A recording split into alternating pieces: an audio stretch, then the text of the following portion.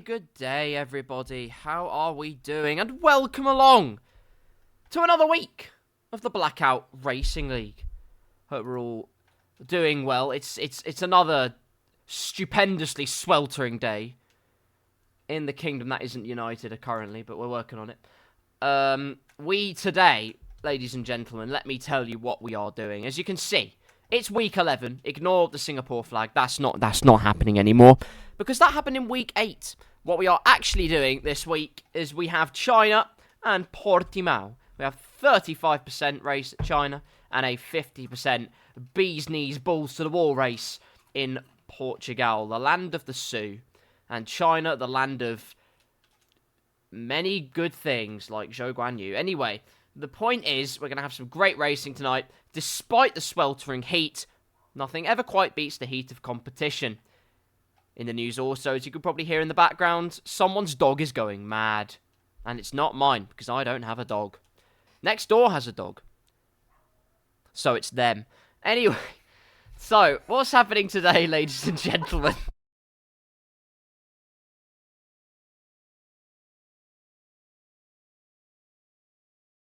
We're back on the realm of F124 is what's happening. I've just got back from a holiday, actually. I was in the glamorous region of Kent.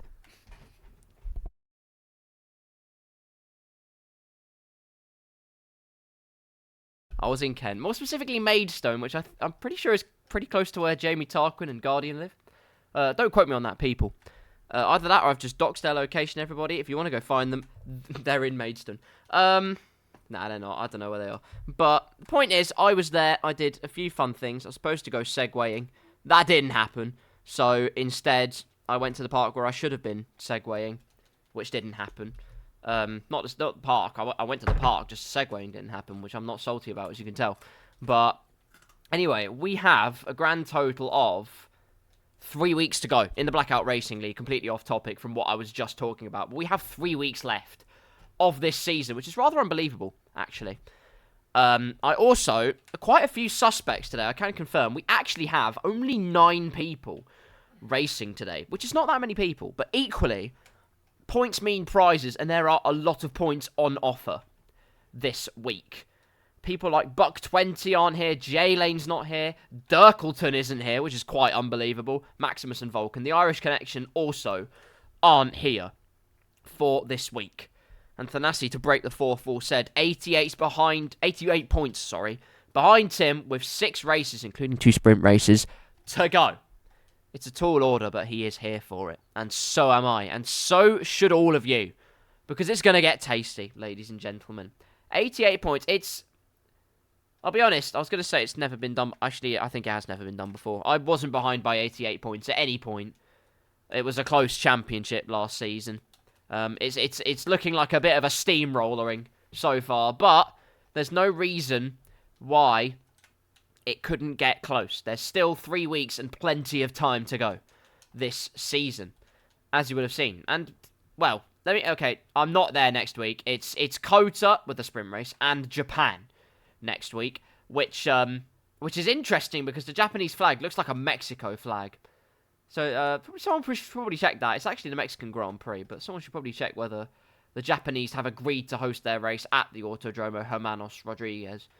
But anyway, glossing over that, the final week I am here for, and that will be the final week of the season, obviously, and the Abu Dhabi sprint race and Abu Dhabi Grand Prix, 35%. The finale will be at the Brazilian Grand Prix, which will hopefully mean the championship goes all the way down to the wire at the Brazilian Grand Prix, because that's where it will be. And it will be very, very enticing and enthralling stuff, as I'm sure you are all looking forward to. Now, a lot of you are probably wondering, Karl, who made those lovely graphics on your graphic screens? Well, let me tell you, not only is it this screen, it's this one, and it's also this one. And I'm not going to make the joke of saying goodbye again, I've already done it the past 3 weeks, but these lovely little artworky artifacts were made by my darling husband. This is, of course, Mr. Magico, who is a Mercedes driver this season.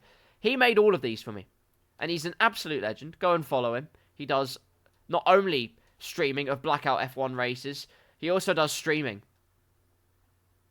of artwork. Get your mind out the gutter, man. He's my husband. That's for my OnlyFans account only. Anyway, the point is, he does artwork, and it is absolutely fantastic. This and the other one you saw, all of them done by him. I have never looked better. Truth be told, I've never looked better. I've looked just as close. I've looked as close to good as that as I possibly can. But go and check him out. He's on Twitch. Go and follow his stuff. Support his stuff. He's an absolute legend, and I love him to bits. Well, what we're doing now is we're just waiting for the lobby to get underway, as you can tell, because I'm waffling and struggling to even string together a simple sentence. But we are on F124.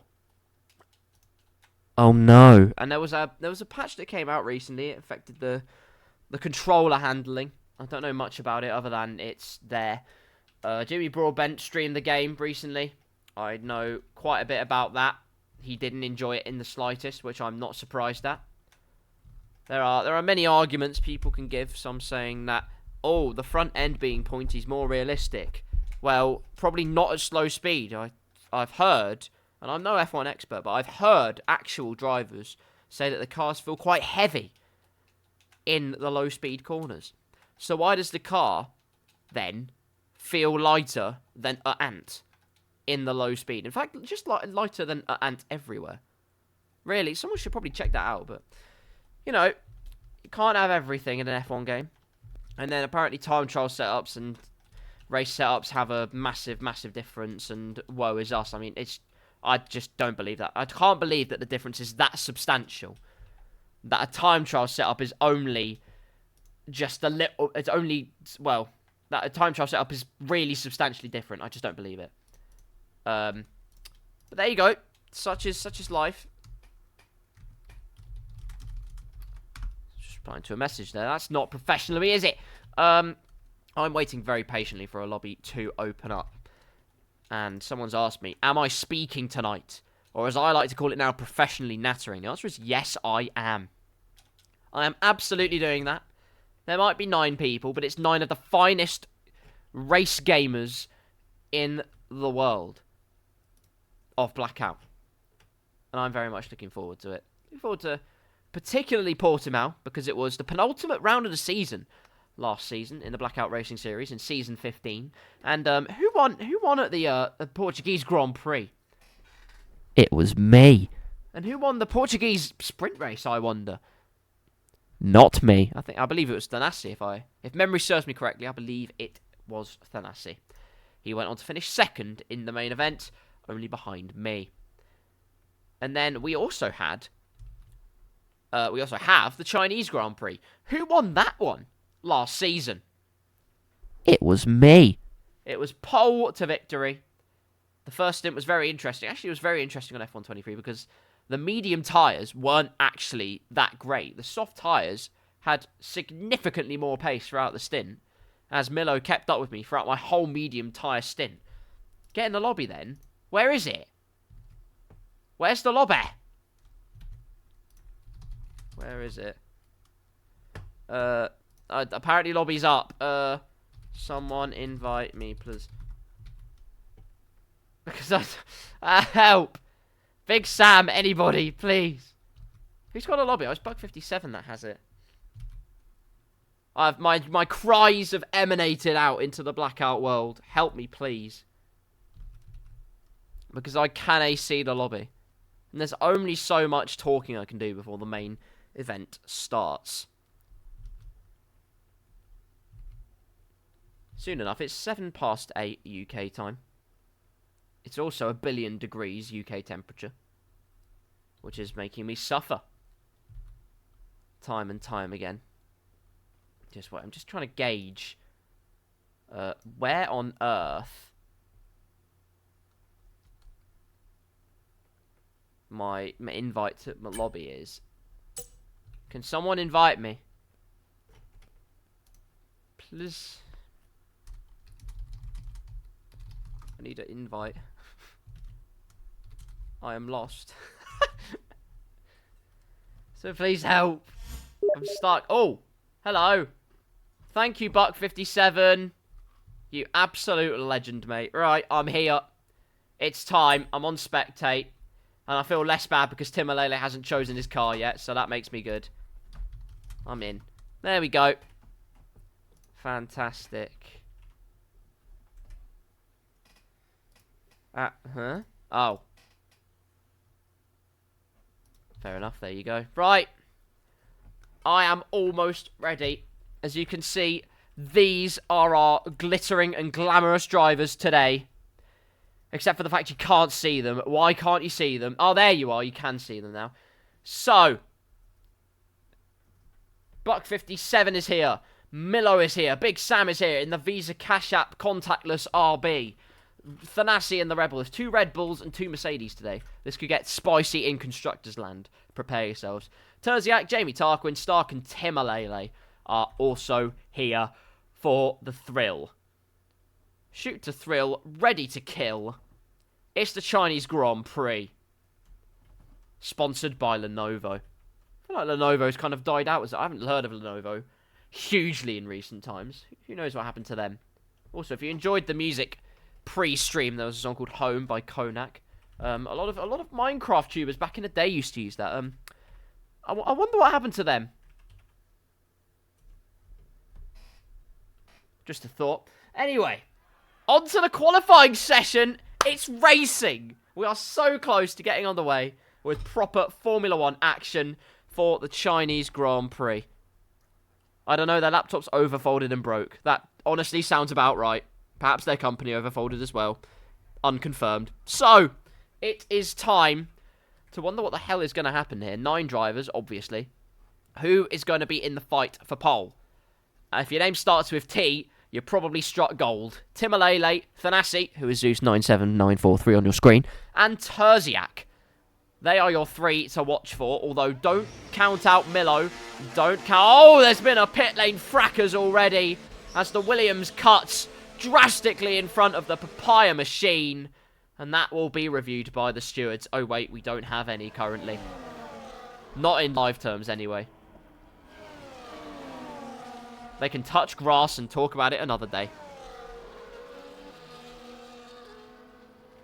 Big Sam, Stark, and Milo assuming a triangular formation. Which is quite interesting because it resembles the next corner of this hairpin quite far. Oh, big send from Milo down the inside, and he incurs the wrath of the gravel while he's at it, and he's actually invalidated his lap. Invalidating your out lap, that's not a good way to start your session, but anyway. What do I know? Mr. Magico's out and about as well, and finally, Mr. Thanasi is out on the track in his Red Bull. Now, historically, I'm not going to get too pumped up by this because he is, well, a happy customer for practicing during qualifying sessions. So if you see many laps invalidated or laps that aren't representative, he is literally calibrating his race pace. And you should all be afraid.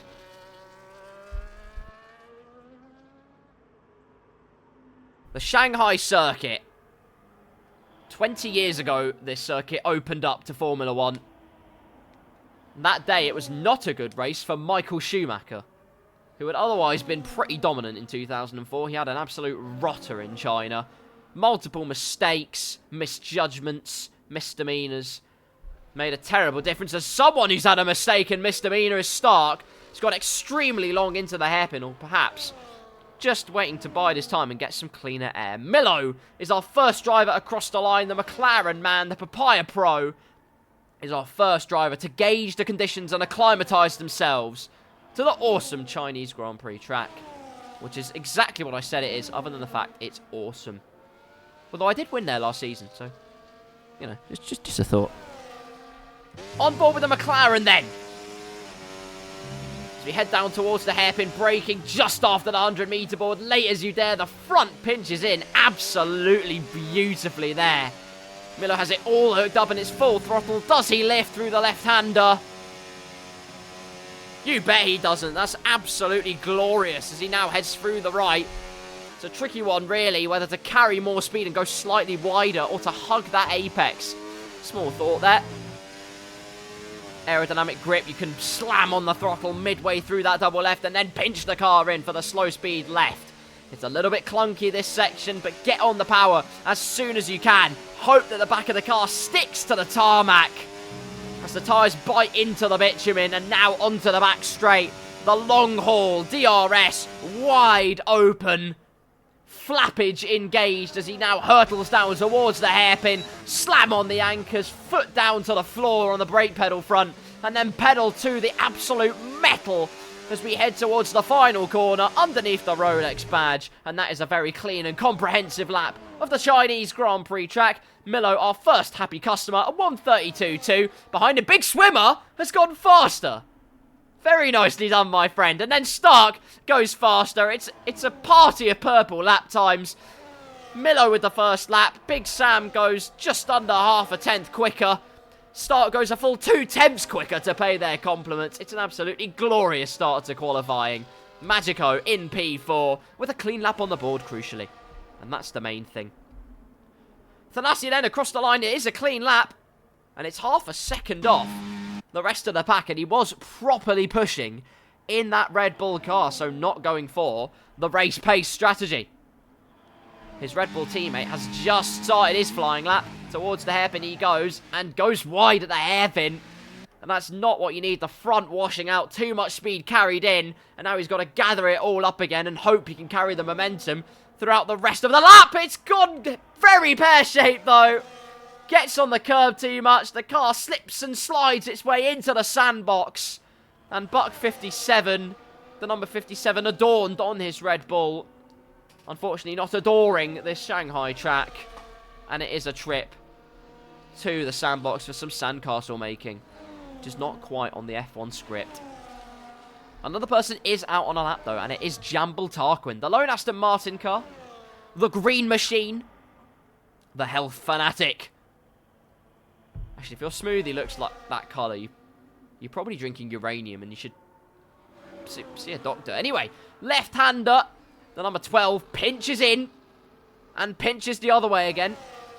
Describes most F1 tracks pretty well. He turns to the right. He turns to the left. He's on a straight. He's on full power. DRS flap. There it is. Towards the hairpin now. Now, will he brake for the hairpin, ladies and gentlemen? Answer the question in 3. He's broken. You were too late. Into the hairpin. He goes slightly wide, but carries the momentum pretty well, all things considered. Buck 57 with a 149. Oh dear. That is way above the 107% threshold. Jamie Tarquin does have a clean lap, and across the line he goes. It's P2 for the Aston Martin driver. And Magico, clearly, well, something's happened because he's left the session. Where else do you turn then? Into the Sky? Yes, you do. If you're a Sky Q and Sky Glass customer, if you just press the red button, you can get on boards with... It's cut me off again, man. Honestly, what are we doing here? Anyway, like I was saying, if you want to get all of the onboards perspective from all of the drivers, you can just press the red button on your skybox, and then you'll be able to get yourself a nice down... It turns out I can't monetize this broadcast. So back to the action. Buck 57, is he on another lap? The answer is he's certainly pushing that overtake button down as much as he possibly can. Yellow flag briefly. It's just Stark getting out of the way of a bunch of cars as through the sweeping right-hander. That is much more compliant from the Red Bull. Horns sharpened and actually getting a decent... He's starting to get a tow, or pick it up at least, from his teammate Thanasi. Now, I don't know if that was intentional teamwork, but I'm going to say it is for narrative's sake. Slam on the anchors, just wide of the apex, but the momentum is absolutely crisp. As through now into the left-hander for one final time. Hits the apex, gets it all gathered together, and across the line for Buck 57, much more like it, into the 132s with a 132.9. Stark across the line then. Through he goes, he's doing another lap. We've historically seen he loves doing multiple laps on the same set of tyres. And he's doing so again here at the Shanghai circuit. Milo on an out lap. We've got Timalele on an out lap. We've got Terziak on an actual lap. And Purple through Sector 1. So we're slowly but surely, I say slowly but surely, it's gone quite quickly, all things considered, but we're approaching halfway through, excuse me, this qualifying session, and that rear end looked very lively on the back of the Ferrari. Because the rear end isn't anywhere else, obviously. You stupid.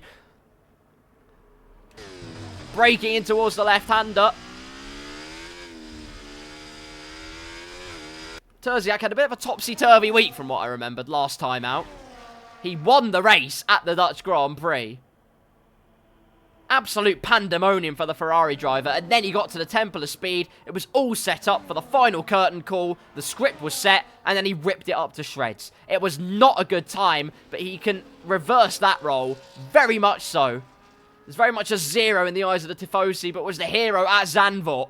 Can he once again swing the pendulum for Ferrari and put himself right on the pedestal of the hero? He crosses the line, and it's provisional pole for the Flying Scotsman, a 131, the first driver into the 131s, a 131.778.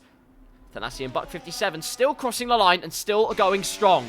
Stark deciding that one extra lap on used tyres was not a good idea, and he aborts that lap. Speaking of laps, let's look at Milo's lap. Don't you dare. Through the right-hander, once again. Grandstand's looking extremely packed here at the Chinese Grand Prix. I've never seen it this sold out. In fact, the last time I saw it this packed in the grandstands, Zhou Guanyu was driving at China. And that wasn't that long ago. So braking at the 100-meter board once again. Can he hit the apex? Oh, yes, he can. That's beautifully pinched in. Darts into the apex wonderfully. Now just got to absolutely scythe his way through the final little splitter. And across the line, he goes into P3, only 100th off. Timalele, though, his first lap on the board, the championship leader, goes into P1, a 131.515. 2.5 temps clear of anybody else. And, well, half a second clear of P3 downwards, at least. And Thanasi said it could be possible to close down 88 points. He's got to definitely work for it, though, in that Red Bull. Is he pushing for life, though, buddy? The answer is, oh, he's still going. He's pushing it, but he's gone wide at the...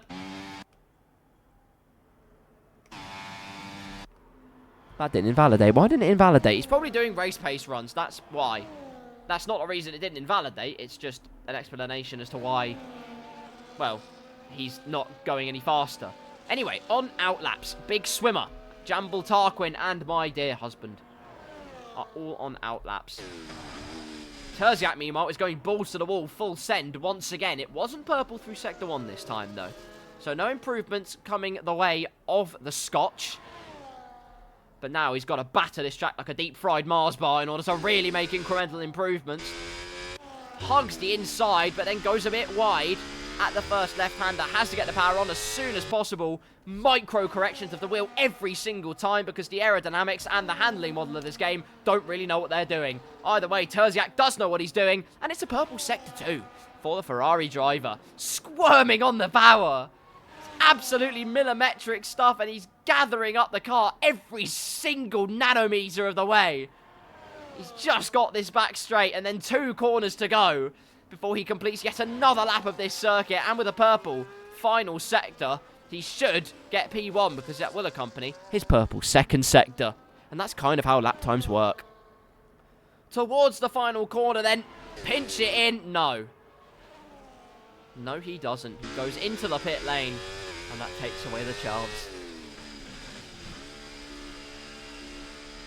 Someone who is on the lap, though, is Mr. Magico, but he's invalidated.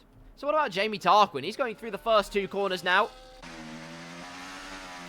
Through the snail shell. In fact, this whole bit's really a snail. And then you go through what I like to call the index finger. Because you cannot tell me that on the track map, that hairpin doesn't look like an index finger outline. And then you have to wonder where the rest of this guy's hand went wrong. Because the rest of the track, he's got a growth, for lack of a better term. He's clearly got problems. He's built like a guitar capo. Through now into the beating heart of Sector 2. Pulse is raising all the time and clearly not enough because Jamie Tarquin's entered cardiac arrest on that lap. And by that, he's not going to complete it. Big Swimmer's on a lap. Let's see how he's doing. And he is certainly not holding back. He is pushing. The battery is depleting. Through the Sector 2 split. Not purple for the Visa Cash App MasterCard contactless Revolut car.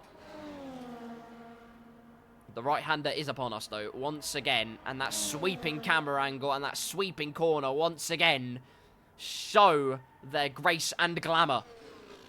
DRS flap open. the Orlen sponsorship, more like Orlando Norris. He's kind of squandered a few opportunities this season, hasn't he? Sorry, I'm off topic. The hairpin is upon us, and he's got through that. Went a bit wide, it looked like, onto the curb, and he's actually aborted that lap.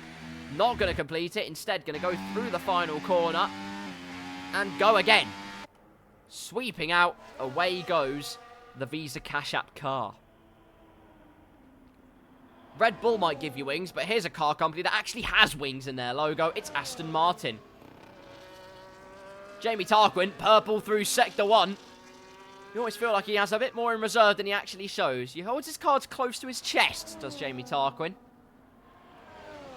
That's the reason why he's a Blackout man and not a poker player, I guess. But anyway.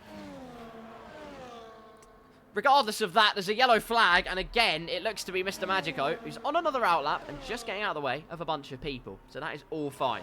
Sector 2 for Jamie Tarquin. How is it looking? It's also purple. Ladies and gentlemen, a new pole sitter could be on their way. I've seen something about a Sky Files cease and desist. Listen, it never happened. I don't know what you're talking about. Anyway, looks like there's a Red Bull weaving, but Jamie Tarquin would be, well, it'd be rude for him not to use some slipstream if he could.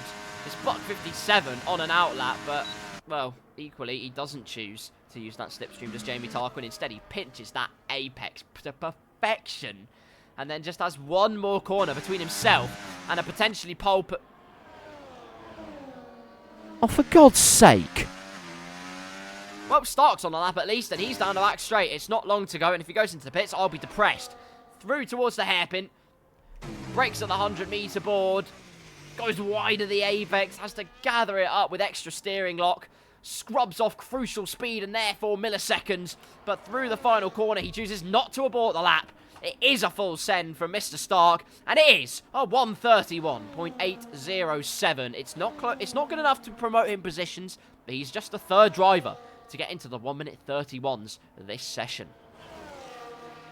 Milo is just started a lap behind him as well. Buck 57 has started a lap.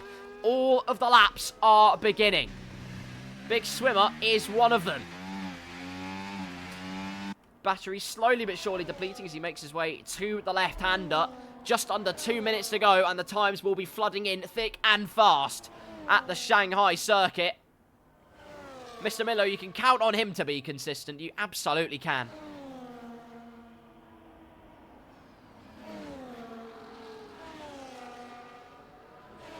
Milo actually was a super strong driver last time out in Monza. If you haven't seen that race, my YouTube channel, KarlsCars, has all of the previous streams of Blackout, all of the commentaries ever. If you look at last week's one, Milo's first stint was absolutely electric. Quicker than anybody else. When the track started drying out, he did lose a bit of pace to Thanasi, but that first stint in Monza was magical. Magic from Milo is also required today to maul the opposition, and he goes wide at the final corner, and he's going to invalidate not only that lap, but also the next lap, and that will do it for his qualifying. Big Swimmer pulls into the pits. That's his qualifying run. Buck 57 has just gone through the snail section. It's actually Thanasi that's going to be starting a lap, because Buck 57 actually, as it turns out, wasn't doing a lap. He was just recharging it. Big Sam retires then. The best he can hope for is P6, unbelievably. Mr. Magico has crossed the line. Can't improve, although maybe going for another lap. He isn't, though. He is coasting, and that will do it for the Mercedes driver. Jamie Tarquin on an outlap. He's invalidated it, but who cares? It's an outlap. Buck 57 then, through the double left-hander. Timalele, current pole sitter, has just started a lap. He's just behind his teammate on the track, who gets well out of the way. Dutifully so. Good job, Mercedes. This is it then. Crunch time in China in qualifying. Buck 57 will be our first man across the line to determine the final standings in this qualifying session. Not only that, the final standings of this... Oh my God, Timalele was only on an outlap. Well, he can't improve. I hope he's confident with his lap, because it's about to get very interesting. Is he actually on an outlap, though? He's pushing. That's weird. Buck 57 through the final corner. What's his time going to look like? Across he goes. And it is a 1:32.448. Not bad, but not enough. Next up, Flying Scotsman Terziak can't get pole. It's a purple final sector, but that will do it. Thanasi will be next to cross the line. Keeps it within the track limits. Across he goes. It's so close to pole position, but it won't be. As Stark crashes in the background. That's the end of his qualifying. He will not improve. A huge tank slapper at the end of the final corner. That will be that. Timalele through the final corner. I'm pretty sure it's a graphical glitch. It is, because it's an improvement on his time. It is pole position for the Mercedes driver. And the only one that could stop him now is Magico, but he's in the pits. So that will do it. Timalele on pole position for Mercedes. The championship leader has 1 foot in the door of the perfect race weekend. But race day is where the points are. And that is where he has got to make it count. There you go. 9 of the finest have done it here in China. Timalele, your pole position man from all over the world, as is Stark. How are they that big? Thanasi in second place. Terziak completes the top 3. I told you, it's a lucky day if your name begins with a T. Stark in P4, Milo P5, but probably had more in the tank. Jamie Tarquin in 6th. Big Sam in 7th. Buck57 in 8th. Mr. Magico rounding out our lineup in 9th. And me in 10th. I didn't set a time, but I'm going to say I was 10th anyway. So there you are. Guinness World Record for the shortest night is done, and it's a cloudy Chinese Grand Prix. Very interesting. We had weather conditions in Monza playing their part. Light rain at the beginning of the race. Everyone starting on the slicks. It was an inspired decision from Big Sam initially to go onto the intermediates, but it did not pay off. And so the slicks were the way to go. No signs of the weather so far, at least on the starting grid. You can see just one car on the left-hand side, masked by some metalwork. Who knows who it is? I think it's P2. I think it is Mr. Thanasi. 88 points behind. He's confident he can do it. And you know what? For the championship, do it. Timalele returning to the F1 scene. Returned actually last season in season 15. Looking for his first championship since F1 22. Had a whole game cycle of not winning a championship. F1 24, though, he can rewrite the fairy tale in his favour. Thanasi won 2 championships on F1 23. Didn't win in Season 15 because I won. But he's a serial winner. He knows what he has to do to win. So does Timalele. Terziak has always been up there. He's been there or thereabouts. Maybe it could be his time as well. You just never know. Magico says, I'm watching on iPad so I can watch them race when I'm at back. Or, as he says, rave. And you know what? That would be quite interesting. Let's see how things pan out then. It's 5 red lights. Lights out and away we go. That was almost immediate off the start line. Let's see what the starts are like. Timalele gets squirrely at that second phase. Thanasi to the inside, but Stark gets an absolutely scintillating start. Thanasi has to back out on the move. On Timalele, who's got daylight between himself and the Red Bull driver. Terziak down the inside of Stark, though, but gets a tank slapper on those hard tyres that are completely not up to temperature. And Jamie Tarquin just dances his way through. Terziak won't let that one go lying down. Dives down the inside. On board with the Aston Martin driver. Can use the momentum, the superior momentum on the outside, and he has. That was easy. Would you look at that? So it's Timalele, Thanasi in P2. Stark up to P3 on the softer compound on that medium tyre. Jamie Tarquin and then Terziak round out the top 5. Buck57 moving up to 6th. Big Swimmer in 7th. Magico was in 8th, but he's had a little bit of a slide. But no matter, it's only lap 1 of this 20-lap race. Timalele just opening out the gap on this first lap then. Not even pushing that much as, oh no! Buck57's had a moment, spins into the infield.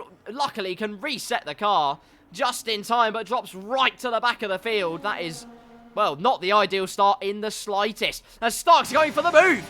Down the inside in the Williams car on that softer tyre. He's got to make it count, and he certainly is at the moment. Into P2, and only one car between himself and the top honours at the Chinese Grand Prix, although the track limits police will be on his case because that was wide.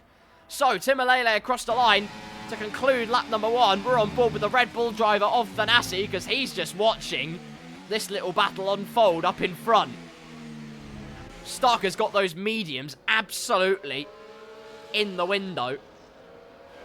And I don't know why they're in the window and not in his car, but that's a conversation for another day. What he is doing is hustling and harrying the rear end of that Mercedes car. Just has so much more grip at this early phase, and he's got to use it while he can. We know how aggressive the tyre drop-off and the tyre wear can be. So the more he can use it, the better for the Williams driver. Tim and Stark both using a tiny bit of battery. Thanasi pulling himself into this little fight as well. Stark just stepping off the back a little bit through that middle section, but can just save the battery for this back straight and use the slipstream, and crucially for him, use DRS, which means a cracking chance, thanks sponsor, to overtake the Mercedes driver, the championship leader. Just 4 tenths the gap, burns a little bit of the Energizer Bunny. Now the DRS opens up, and this will be academic, surely. Already on lap number 2, Stark goes from P4 on the grid, down the inside, into the lead of the Chinese Grand Prix. Lovely stuff, and look at that! Timalele boxed in on the inside, then actually goes swooping round the outside. Lovely opportunism from the Red Bull driver, and it looks like it could get worse. Jamie Tarquin now capitalising on Timalele's loss of momentum, though Timalele has it covered on the inside. Jamie Tarquin, surely not the switchback. He thought about it, that's for certain. The door was very nervously open there, but not taking that chance. He remains P4. Stark already building that gap out to a second, albeit only briefly, as look at that, the helicopter shot is divine. It's a gorgeous time racing in Shanghai. I would know this because I won, but also because when you win, it just feels it's better. It is just better. Sorry, I'm being an absolute knob. Let's carry on with proceedings. Lap 3 of this race, 35% race. As you all will know, Thanasi just, and I mean just, hanging on to the coattails of DRS. And that's good news, not only for him, not only for him, but for the cars behind, if he does. Although I think through that left-hander, he just got caught out because Stark has opened up that gap to just over a second.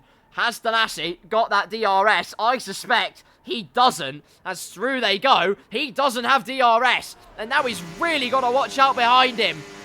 Timalele hasn't got any answer. Jamie Tarquin actually was looking more threatening towards him, as that's a big dive from Milo down the inside. That was very opportunistic, but he's overcooked it. And Big Sam says, thank you very much. I'll take that main course, medium rare. Into P6, he retrieves his original position and on carries the MasterCard Cash App car. Lovely job from Big Sam. Great racing between them. And great racing already. Like I say, F124. If there's anything it's given us so far, it is rapturous racecraft. And you do love to see it. Battle brewing up here. It's Magico versus Buck57. On board with the Mercedes driver. Living the full no assist life. He turned them off. Every single one he turned off for F124. And he's just acclimatising to it as he carries on. Stark now opening out that gap. He's got 6 tenths on Thanasi just through this first little part of the lap. This is unbelievable pace from the Williams driver. Mr. Stark, you are on fire, my friend. And probably put yourself out because you'll burn, and that's not good. 2 seconds now the gap, and Thanasi, who thought he would have been looking in front of him, now actually has to have his wits about him from behind. Which sounds like a bad time, but it's my ideal Friday night as Timalele turns on the overtake, will have DRS, hardly even needs to use the battery, because this will be, in front of your very eyes, a clear portrayal of proceedings. Thanasi, though, actually defends very, very well into the hairpin. Well, credit where credit is due. I thought Timalele had that sign sealed and delivered, but that is certainly not the case. As Buck57 on the main straight does get past Mr. Magico, who does break early into the hairpin, although that has been my piece of advice to him. Just break a little bit earlier, carry the speed through, and look at that. He's just getting... Oh! Timalele through into turn 1. Has gone round the outside with the helping hand of DRS, of course. But he's made the move. Clean as you like. Thanasi now has that same predicament that the German driver had, because Jamble Tarquin all over the back of him now. And Terziak, just look at him in the background, keeping a watchful eye on proceedings, just in case any of these drivers just have a little slip up. Just have a little moment, a little momentary lapse of concentration. Mr. Magico doing very well to stay inside of a second at $1.57. Good job, sir. Keep it up.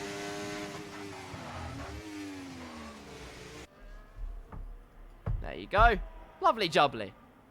Don't have to be as fast as everyone else. You're keeping it clean, consistent, and crucially on the track. And I respect you for that. Well done, sir. Already a quarter of the way through this race, then. Stark your leader by 2.5 seconds. Timalele is turning up the wick, though. Slowly but surely. Stark has used absolutely no battery, though.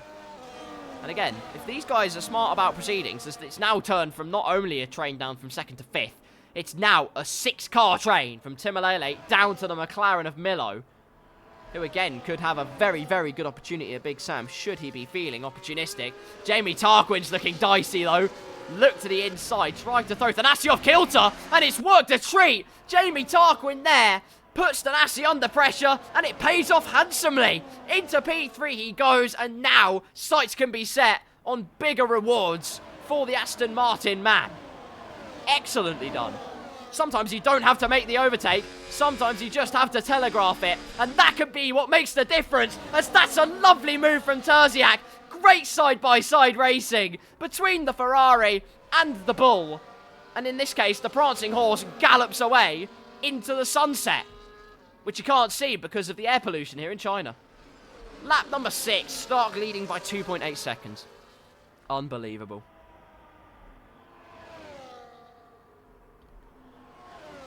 I brought lap time data up. That's not what I was looking for. I've learnt that there's extra spectator controls for this. So I'm trying to learn bit by bit what the most efficient way of navigating things can be. Let's look at the leader gap so far. So field spread. Oh, Bug57's had another mistake moment, and it's caught out Magico as a result. He had to take to the grass. It's that corner again, and he spins into the infield. Just getting too trigger happy because the tyres are dirty. Less grip, less purchase. Although he does keep it on the road in the end, and no histrionics. We can carry on. Fastest lap of the race belongs to Stark. He's 4 times quicker than anybody else. And on we carry. I can't even see the gap. Now I can. 3 seconds now. Good grief. So Jamie Tarquin is getting ever more racy. Thanasi now down to P5, of course. And Big Swimmer is looking increasingly... was looking increasingly more likely to have a go. And now Miller will be licking his lips and saying, hello. Dessert is mine, boys. To which I say that's probably not legal on the Formula 1 grid. But, you know, to each their own.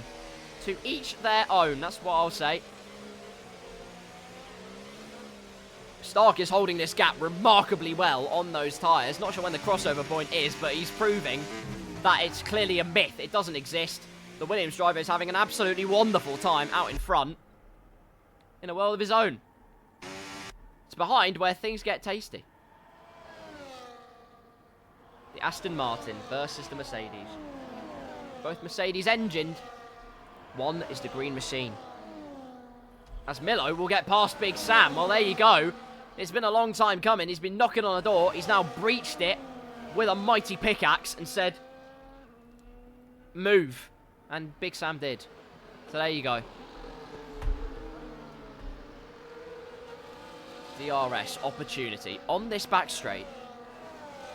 These 6 cars here, from 2nd down to 7th, fighting amongst themselves, really. They're Stark in, well, the background, now the foreground of your picture, who's just absolutely rocketing away. Absolutely divine from him. Will Jamie Tarquin consider a move into the hairpin? Again, he thought about it. Fainted to the inside. Timalele not making the same mistake that Thanasi did on that occasion. Just more proof that Thanasi is actually human.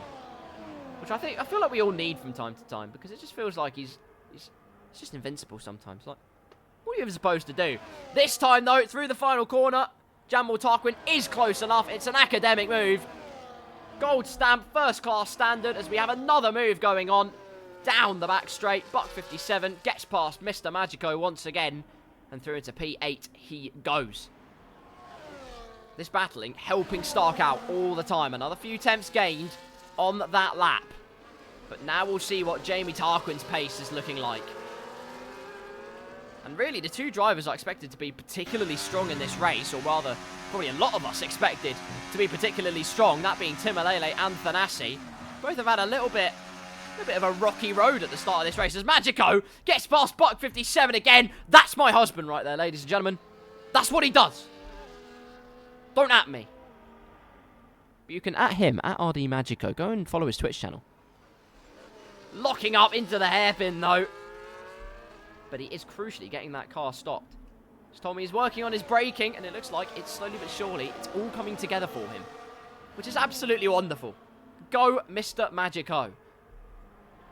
Oh no, Buck 57's off again. Another trip to the sandbox, and it's after, once again, that left-hander. And there's lessons to be learnt there, really, which is don't touch the curb, but that's crazy as Timolele and Terziak are going into combat. Through into the final corner, and the Ferrari driver is through into P3. It's all change up at the front. The front two now 4th and 5th. The Flying Scotsman promotes himself into P3. Jamie Tarquin P2. Stark is wondering, where the hell's everybody else? Come on, guys. Big Swimmer is our first man into the pit lane, though. Let's see where he at by the end of this. Tyres going on, of course, it's the medium tyres. Might think it's a bit early, but actually it could be quite clever from Big Sam here, because Stark has proved that there's not really much of a drop-off on those tyres. So getting them on earlier rather than later could be a masterstroke for the bank transfer team. We shall soon see. Again, this train is getting ever more tasty. Terziak keeping up nicely with JB Tarquin. It's exactly what he's looking for here. It's not like Timolele hasn't been pushing, because he has. Thanasi's actually been saving his battery and just letting things pan out in this stint. Strategy will come into this, as I think now, slowly but surely, the actual crossover is turning up. As Jamie Tarquin does gain a few attempts in the middle sector, but again, on this straight, he's just losing time, and his misery is being compounded even further by the fact he's pulling everybody else along with him. Thanasi this time looking to the inside. A minuscule lockup, you can just hear it. Just tiny little lockups. You can't deny he's not pushing, because he certainly is. In fact, everybody here is pushing. You'd be a fool to think otherwise, as the race leader peels into the pit lane. And it will be hard tyres. As there's a yellow flag, and Magico's had a problem. No. Dirt on the tyres, just keep it together. Good man. Nothing too overzealous. Keeps it on the road. Big Sam, Big Sam, my apologies. Mr. Stark out of the pit lane, obviously, onto the hard tyres. It's a half and half job. It's the best of both worlds, just like a Hovis. But out onto the track goes Stark. And 10 laps of pedal to the metal and pure pace are what separates him from potentially a victory at the Chinese Grand Prix. In what has been an absolutely interstellar drive from him. As again, Magico on the main straight, making moves. These two, Magico and Buck 57, not afraid to have a good fight out here at the Chinese Grand Prix, so that's absolutely beautiful. The race lead has changed then. Jamie Tarquin now takes top honours, albeit briefly, once he peels into the pit lane. But he has very hungry customers behind him. Terziak is waiting to gobble up with some DRS on that diffuser. He's going to chow down on the otherwise claustrophobic at this point Jamie Tarquin, and Terziak's gaining at a rapid rate of knots. Look at the straight line speed differential as diving to the inside goes the Ferrari man. Was that too wide though? The answer is I believe yes it was, and that's a very clean switchback from Jamie Tarquin. Read that one to absolute perfection as Thanasi gets through on Timolele, but that is because Timbo and Milo go into the pit lane. And then there were 3 out in the front, still yet to pit. Although Magico and Buck 57 also have not pit into this race.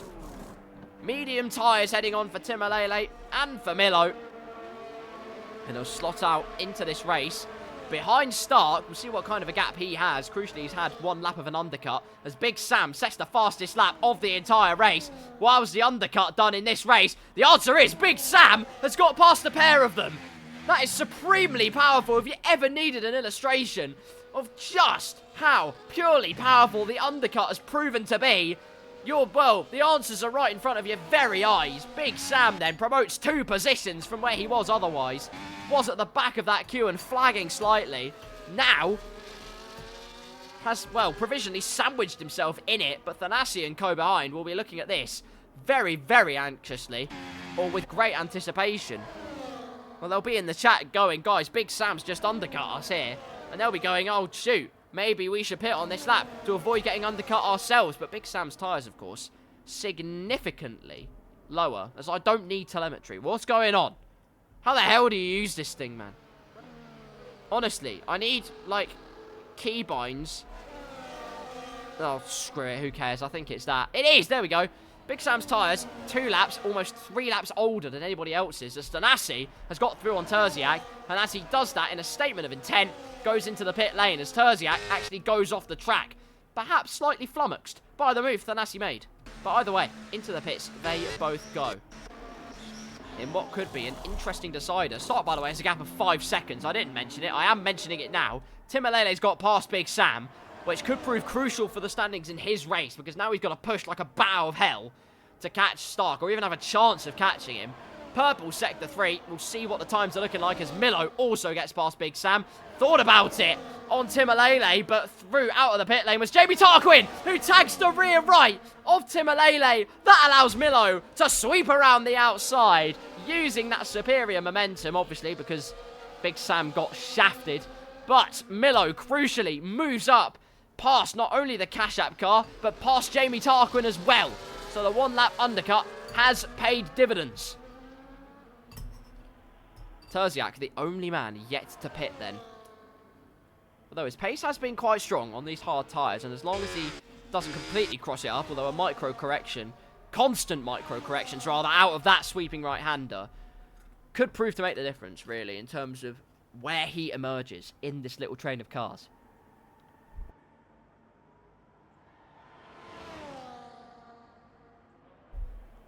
We'll see what the differential... I'm looking at that gap between Tim Alele and Stark all the while, just to see how quickly it is eroding. That is the real question now. If Tim Alele can catch quickly enough per lap, as Terziak does not pit, stays out for another lap. By the way, also, can I just say, a big well done at this point. We're 13 laps in now to this Chinese Grand Prix, as Milo's gone for the move on Tim Alele down the inside. Perhaps just hoisting each other along, using each other's DRS to piggyback themselves to try and catch Stark, and it's working so far. What was a gap of 5.4 seconds turns to 4.8, and Miller with a 133.836. Now Tim Alele resumes that P3. Tactically now, they're using the DRS to try and hoist themselves to the big fish and reel in Mr. Stark, which is exactly what he doesn't want to happen. 6/10 a lap currently. If I do the calculations, 7 laps, it'll be right to the wire. Although once they get in DRS, it will obviously be less to the wire, but we'll see if Stark can actually whittle back this pace differential. That'll be the action of the day as we join the worst camera angle to ever see, just to the right-hand side of the halo of Terziak. Gap now 17 seconds, and you have to say he's probably lost any kind of an overcut hope, as Magico's peeled into the pits, goes onto the soft compound tyres. So soft tyres on the Mercedes-Benz wagon. And let's see what this Motorwagen can do. That probably wasn't part of the script. That wasn't part of the script, I'll be honest with you. He tried the Fernando Alonso steering technique, which I do applaud him for, but it didn't quite cook in the way he probably would have hoped. Terziak finally into the pits then. Milo thought about chopping to the inside, as in the background, Thanasi gets past Big Sam. That right there, Magico, I do apologise, but that was an almost perfectly timed moment in terms of saying, what can he do?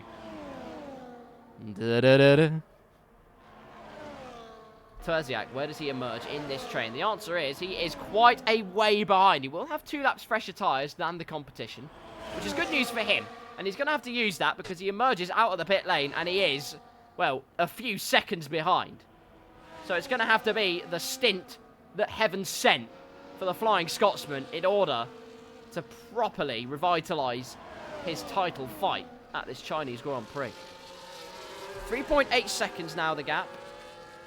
Caught about 4 temps on the previous lap, did Milo and co. They caught 4 temps in the first sector alone on this one. They just need to use this pace all the time. They can't really be caught up in fighting each other because that is ultimately what is going to prove, well, the proof will be in the pudding in terms of who is victorious. Almost 3/4 of the way through this Chinese Grand Prix, your leader is Stark in the Williams car. Milo in P2. Timalele P3, Jamie Tarquin in P4, but these three catching Stark all the while the mediums are fresh. As Big Sam, no, is the first man to get a time penalty for track limits. That is terrible. And there you go, also proof that 3 laps fresher tyres do make the difference because Tanassi's already pulled 2 seconds. Oh no, big fighting going on. That's not part of the script, and actually, they've lost a couple of temps. They lost a lot of the time that they'd made up on this lap alone. And that's not very good for them. Perhaps a little bit better choreography on this start-finish straight as Timalele pulls to the outside and again looked for the move. Milo defended the inside and they've lost... Come on, guys. They lost 3 temps initially on that apex. Stark is licking his lips all the while. I thought they had more than enough pace to try and spring a surprise on Stark, but apparently not. They're now fighting amongst themselves, and Stark could just take a nice breath and take it nice and easy. It's unbelievable.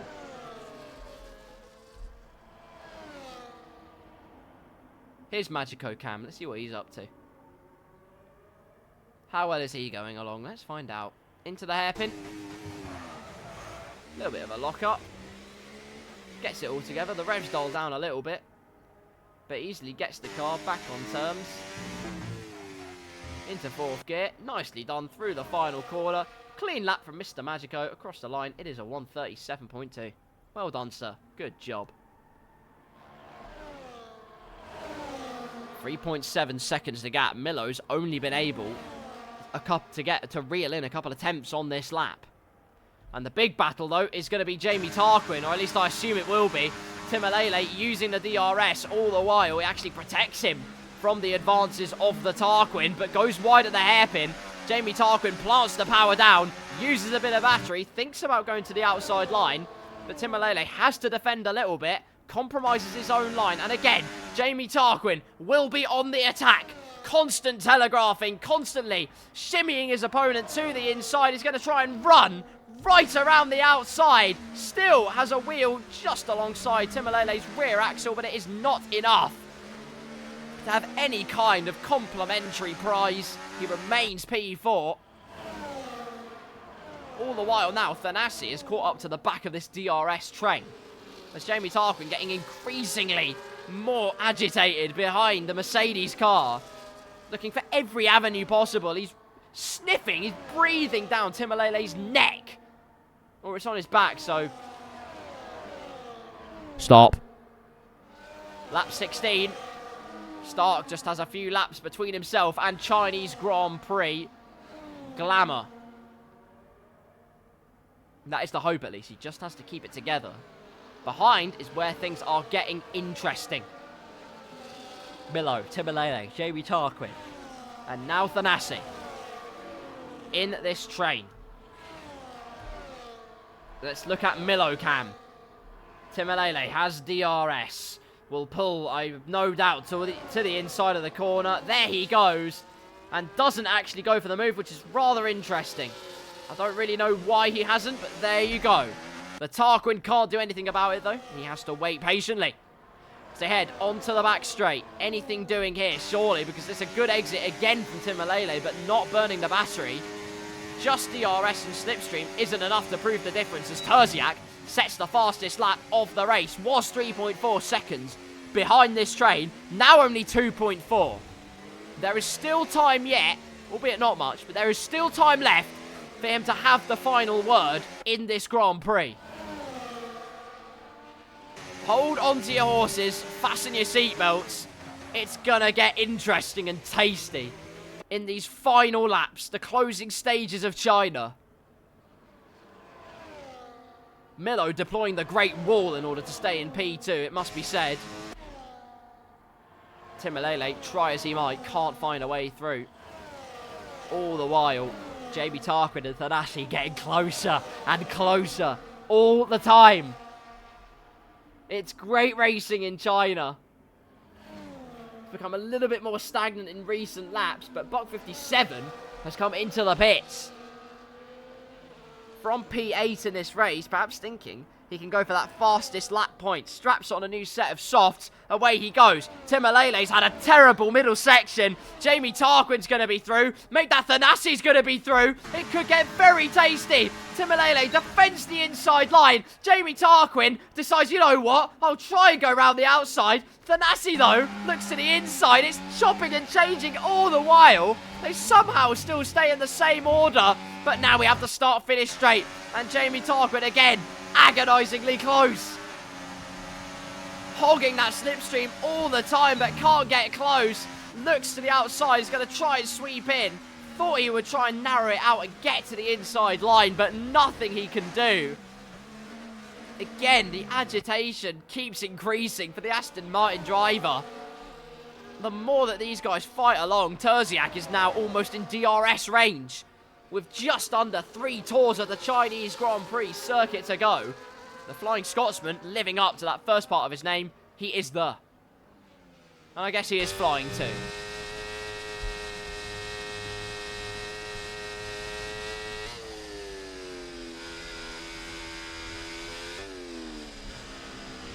Stark will feel he has this wrapped up then. I'm not trying to curse him, I just think he's done a great job. And I think he's going to win this race, but that's just my opinion.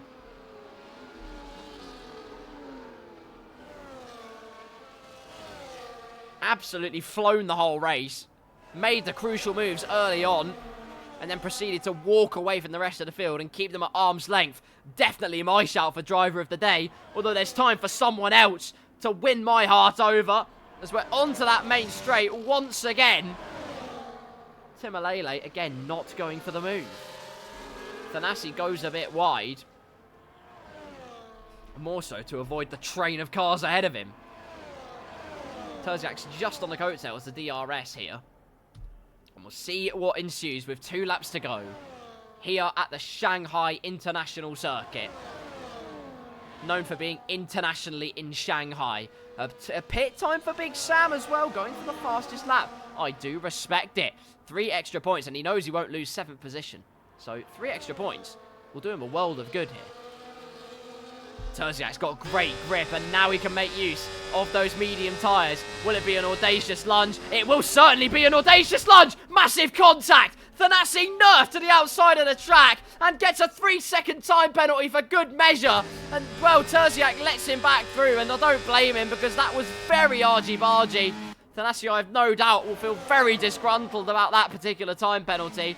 Now has to use his tyres even more and push like hell just to stay in the DRS. Well, I'll tell you what, when he does put the afterburners on, he is mighty quick. One chance for Terziak gone then, and time is running out. He went for the audacious dive bomb. Huge contact on the apex. It's more controversy to add to the list. The ever-growing list in this Blackout series, but that's why we love it. That is simply why we love it. Thanasi absolutely pushing like hell now, trying to stop Terziak going through. Terziak was nowhere near him. Thanasi looked to the inside briefly to see if a move was on. Milo defends from Timalele ahead. Jamie Tarquin, that's the only invitation he needed. Through into P3, and now can have a chance to reclaim that P2 that has eluded him ever since that pit stop phase. He just has to be smart about it. Timalele's not done yet, though. Down the inside, contact made, albeit briefly. Through swoops Timalele, back into P3. Jamie Tarquin had the golden ticket. He accepted that gift, and Timalele snatched it out of his hands, which is rather rude if you think about it. But he's got back into P3. Jamie Tarquin won't appreciate that. He dives down the inside. More contact made, albeit very minor. Timalele slides out, and look who's there. Thanasi goes through. Terziak now has a chance around the outside on those newer tyres. It's all kicking off on the final lap. More contact made. It's going quicker than I can think. And my voice is breaking the sound barrier. Round the outside. Timalele makes contact. Terziak narrowed that gap. Timalele kept his foot in and will feel like he should have been afforded a bit more space. I'm probably inclined to agree with him, but anyway, I didn't have the best camera angle for it. Terziak's up to P5, and now Jamie Tarquin has one more chance to claim P2 in this race. Up ahead, though. You've got to give all your plaudits to this man. Jamie Tarquin into the hairpin, looks to the inside. Thanasi's got a chance. We'll have to wait and see what happens there. Through the final corner, it's pure perfection from Stark. Wins the Chinese Grand Prix. No change further back. Milo with a mighty P2. Jamie Tarquin P3. Terziak will claim P4 after Thanasi's time penalty, which I'm sure he'll intend to have removed because that was, well, quite interesting the way it was awarded. There was nowhere for him to go, really. Timalele will have P5. Thanasi, I imagine, will have that penalty removed once he submits it, but we shall see. Has Big Sam got the fast and mighty slide out the final corner? But across the line, it's the fastest lap for the Visa Cash App car. A 1:33.501. Almost made it a perfect round number, but not to be. Whew. Good grief, that kicked off on the final lap, didn't it? That was nuts, ladies and gentlemen. What a final lap of the race, and there was only one driver left to celebrate across the line. Break at the 100-meter board, Magico. I know you can hear me. You can do it. I believe in you. 100-meter board, no sooner. You know what, it's a bit sooner, but I'll accept it because you did a good apex. Well done to Mr. Magico, then. Has survived, and crucially for him and for Mercedes, he's going to claim P8 for the Brackley-based team. Wide at the final corner, across the line on the grass. A bit of rally driving for good measure. P8 for Mr. Magico. Good job, sir. But what a race. And it's sublime from Stark once again. Driver of the day, according to the game, and I'm inclined to give him driver of the day as well. I really am. Because that was absolutely beautiful from him. Made the moves early on. That proved to pay dividends. And well, the ultimate prize, rightfully so, goes to him. Points to the sky. Says, look who's on top of the world. It's me.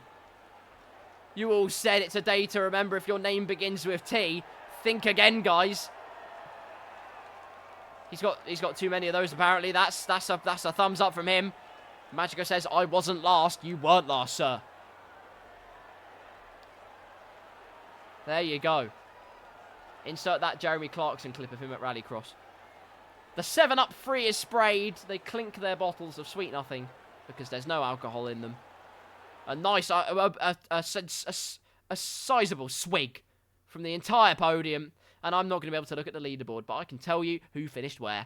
It was Stark in P1. We had Mr. Milo in P2. Jamie Tarquin rounding off our podium. Congratulations to them. We then had Thanasi P4 on the road, but it actually ended up being Terziak in the Ferrari. Timalele in P5. Thanasi had a time penalty down to P6, but I imagine that will get removed pretty swiftly. Big Swimmer in P7.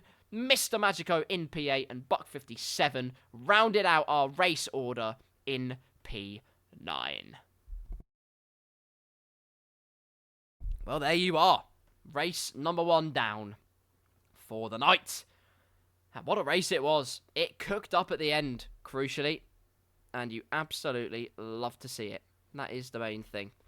So, what's going to happen now? We're going to take a short little break. And then we are going to head over to Portimao, the Portuguese Grand Prix. Where it'll be just another qualifying session. Another day at the office. Not another sprint race. It'll be a tremendous time. That is all I am going to say.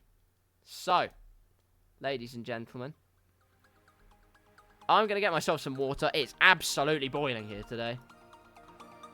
The United Kingdom, more like the United Oven. But anywho, back in a few minutes for the next race in Portugal.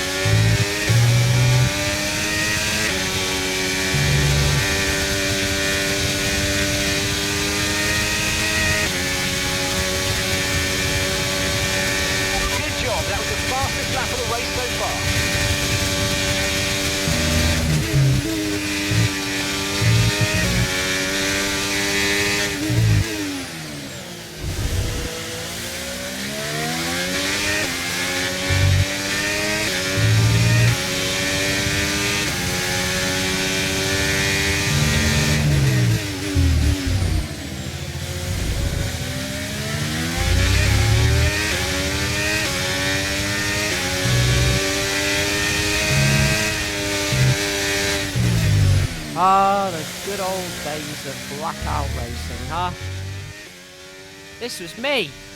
This was my Portuguese Grand Prix, or at least the start of it, as a lot of you can see. Magico has asked me to predict my predictions. Predict my predictions. That's interesting. No, he's asked me to predict this 35%. 35% Portugal race. Ah, fair enough. That is smart. Don't overdo it in the heat. That is a smart idea. He's asked me to predict it, though. Well, traditionally, Thanassi's always gone strongly around Portugal on previous form. I mean, I had to battle him quite hard in order to win this particular one. I'll tell you that much. I'm just giving it away. It doesn't matter. I had to battle him hard. Hard but fair. It's not like we went side by side in corners very much either. It was very DRS oriented, the overtakes I did. But I was at the head of the championship. It's about preservation at that point. I'm going to say pole position, Thanassi. Race win. I'm going to say Milo wins it. That's what I'm going to predict. I'm going to predict Milo wins. He always seems to come alive in the later parts of Blackout broadcasts, and this might prove no different. So we shall find out what he can cook up in this Portuguese Grand Prix race. So there you are. Anyway, back we go. We shall revel on that footage another day. Let's find out then if we're in qualifying. The answer is no, but we are pretty much in the process of getting into qualifying. That was quite the Chinese Grand Prix, though, wasn't it? Good grief! By the way, I forgot to read the description here that was posted to me. Lenovo Group Limited, trading as Lenovo bracket / L inverted E Lenovo Chinese symbol Pinyin Langjiang is a Chinese (A bracket) multinational technology company specializing in designing, manufacturing, and marketing consumable electronics. Wow! I'm joking. It says consumer electronics, personal computers, software, business solutions, and related. Oh, who cares about that? But it's time for qualifying, ladies and gentlemen. And we'll see if I'm a prediction god. You might remember, actually, J-Lane was the prediction god not that long ago. That was a fun time for him, let me tell you. But now, I am the prediction god. And we're going to see what pans out here in Portimao. A track that has not seen the F1 calendar since 2021. Has only been on it twice in its history, which I'm rather sad about. I quite like Portimao as a track. But beggars can't be choosers. We're stuck with tracks like Las Vegas now.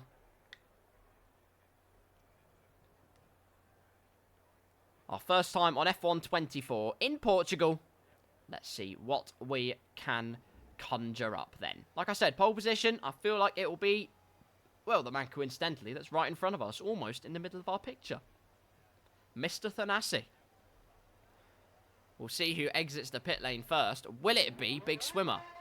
Looks like it's going to be Magico initially. He's going to break all kinds of status quo by heading out. Oh, no, he isn't, because Big Swimmer has chopped him off and headed him off at the pass. And, well, can't really blame him, can you? There you go. Big Swimmer, then, is out and about on the track. There he is in his contactless swipe to pay car. Mr. Magico, the second person, out and about. Anybody else choosing to hit terra firma? The answer is no. Portuguese Grand Prix track then. A nice sweeping track. Plenty of undulation. It's more akin to a roller coaster ride than a Grand Prix. But it's a brilliant roller coaster ride. The characteristic corner here that Big Swimmer's coming up to. The off-camber right-hander. So easy to get it all loose on the exit because the car feels like it's floating. Have to be patient putting down the power. Wait until it's almost completely straight before you finally slam it to full throttle. This corner as well, blind right-hander. And it could catch out, like Big Sam has rightfully shown. Thank you, I'll send the invoice later. Track limits can play a big part here. A massive part. And there's plenty of gravel and grass to punish you. In case you think about overstepping the boundaries a bit too much. So, Big Swimmer then. Our first driver to hit the road here in Portimao. Let's ride on board with the Visa Cash App RB car for a lap of the Portuguese Grand Prix.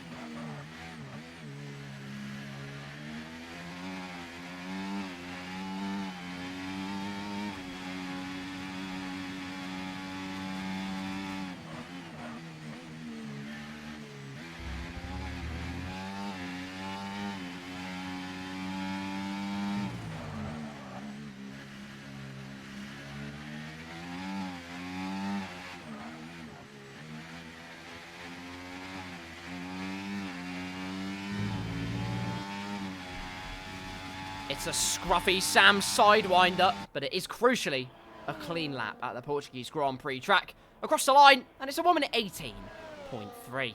How's Mr. Magico doing? Let's find out. Lap data up and about, and he is a 1 minute 19.5.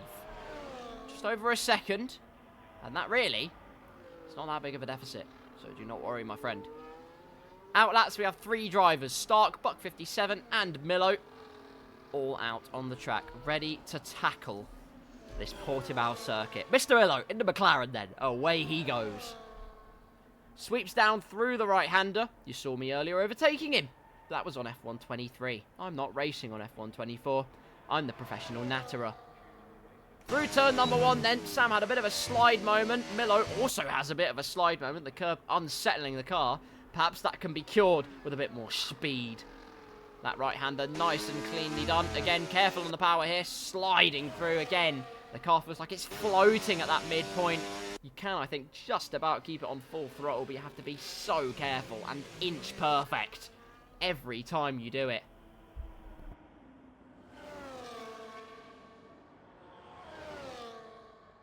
Through the right-hander. Bit wide initially, but gets it all together. Just waits for the car to rotate.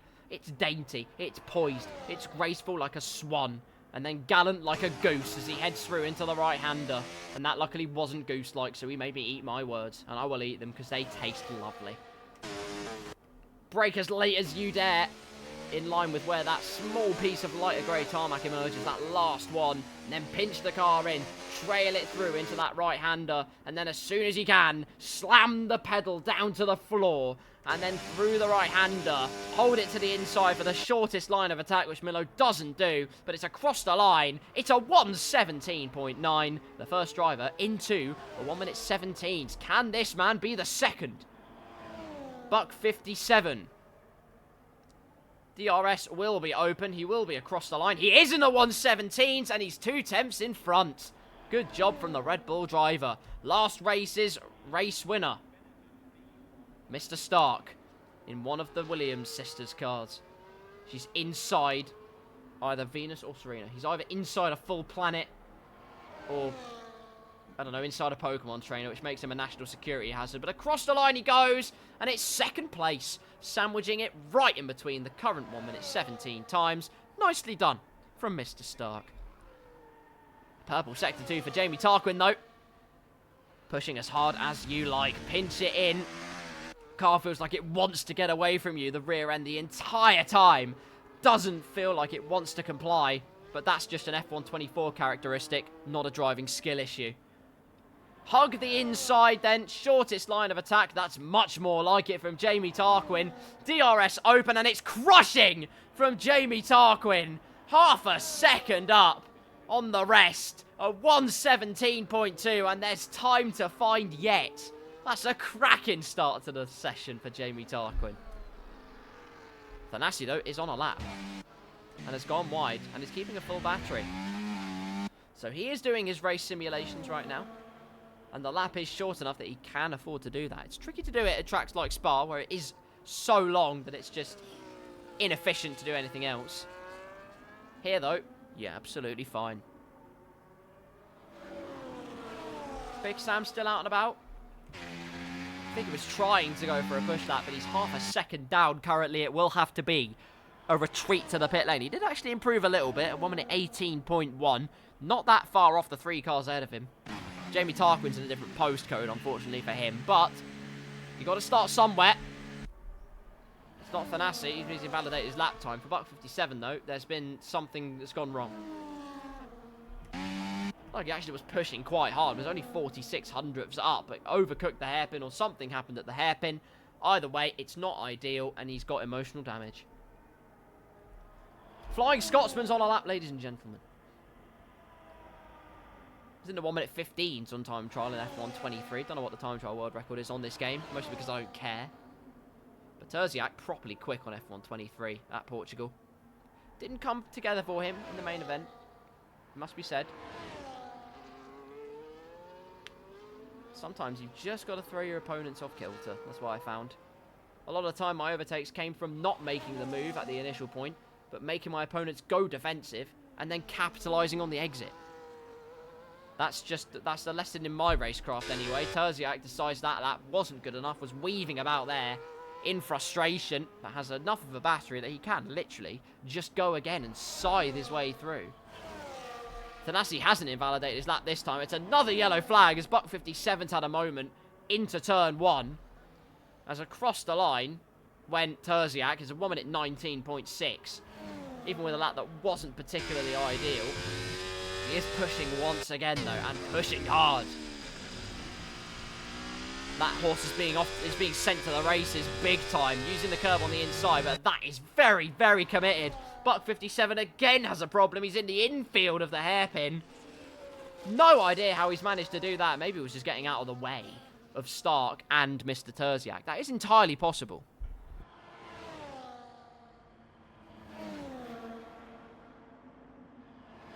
But we wait and see what Terziak can do. Maybe Stark's on the push lap as well.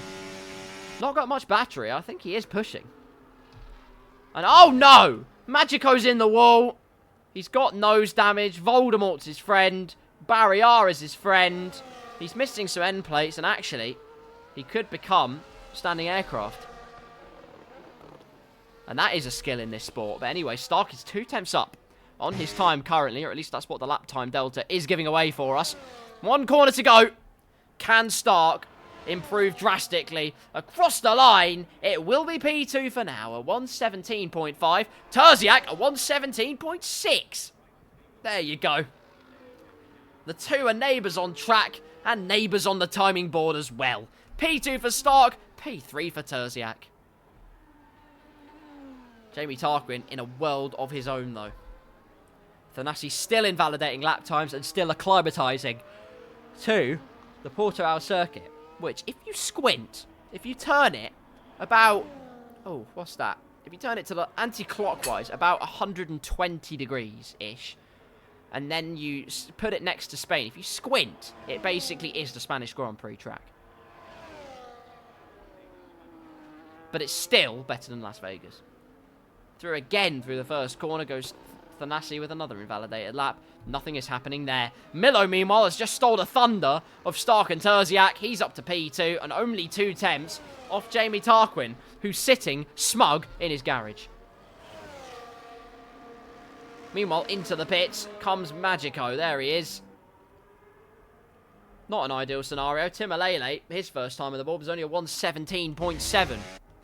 I say only, 117.7, still a quick time. There's only half a second, or just over in fact, nearly 6 tenths, that separates first down to 6th place.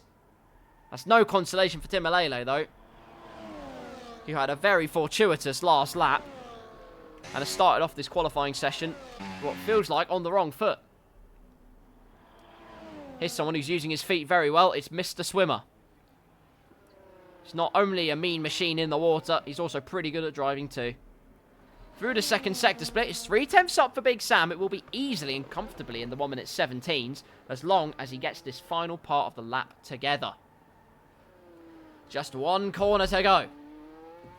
And he is through that, well, he's through the main corner. He's now just got this sweeper. Again, want to hold it to the inside. Minimise the distance as much as possible. He chooses not to do that. Uses the momentum instead. Across the line, he's up to P4. Great stuff from Big Sam. A lovely little lap there. Up into P4, 6 thousandths ahead of Terziak. But it's a position ahead of Terziak. So he gets all the bragging rights. Thanasi hasn't invalidated a lap for once. Would you believe it? He probably still will, but just saying, it's quite interesting. Stark is up by a minute amount on his lap. Across the line, he improves by said minute amount. Not by a minute, unfortunately. He probably wishes it was, but it's not. It's by just under half a tenth. Still a 117.5 on the older tyres, and has time still to peel into the pits, put on a new set of tyres, and then go again for another lap at the end. It's excellent planning. Thanasi hasn't invalidated his lap. He is going to complete it. Or actually, he probably will peel into the pits. Wouldn't surprise me if he did. Will he cross the line? No. And I say it like that because I'm not surprised. Ultra competitive up at the front then. First down to 7th, separated by less than 6/10 of a second. And the gaps are also very minuscule. Big Sam and Terziak, just 6 thousandths separate those two. Buck 57 and Timalele, just over 800ths separate them. Magico and me, he's way ahead of me. I'm not even driving. Good grief. We wait with anticipation then. Everyone peeling into the pits will get the freshest set of soft boots imaginable onto their car, and then it will be the final flurry of flying laps that will determine the ultimate fast machine. The one-lap merchant here in Portimao. Which, as we proved at the Chinese Grand Prix, doesn't necessarily mean you'll be the multi-lap merchant. Because Timalele started on pole, he finished 6th on the track. Not to rub salt into a very open wound, but that is what happened.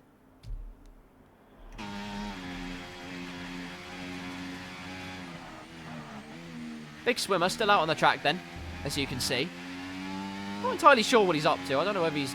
Well, he's got his battery fully charged up. He might well be going for another lap here in Portugal, which would be rather interesting to me, all things considered, because his tyres are goosed, for lack of a better term.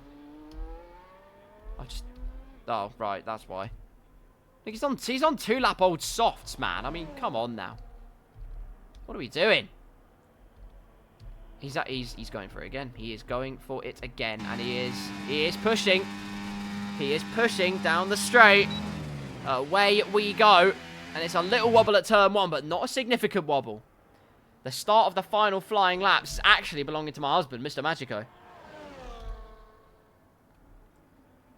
Through the right-hander he goes. Takes it very narrow. Crucially, though, keeps it on the road.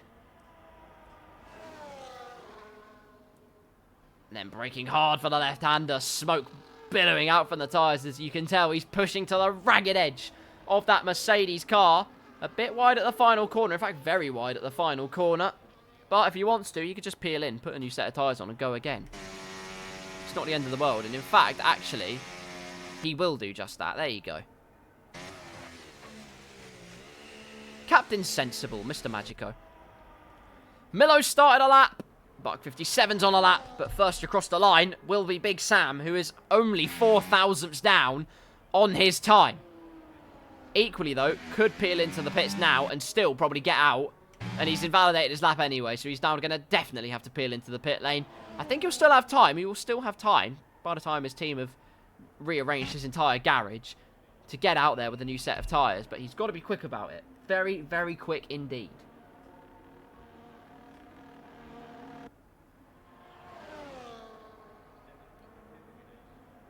Thanasi then. There's a 117.0 next to him. There's no, that's ominous. What is also ominous is Milo takes pole position. A 117.1. And we could definitely see, in fact, we will definitely see a 116 time on the board. I have absolutely zero doubt about that whatsoever.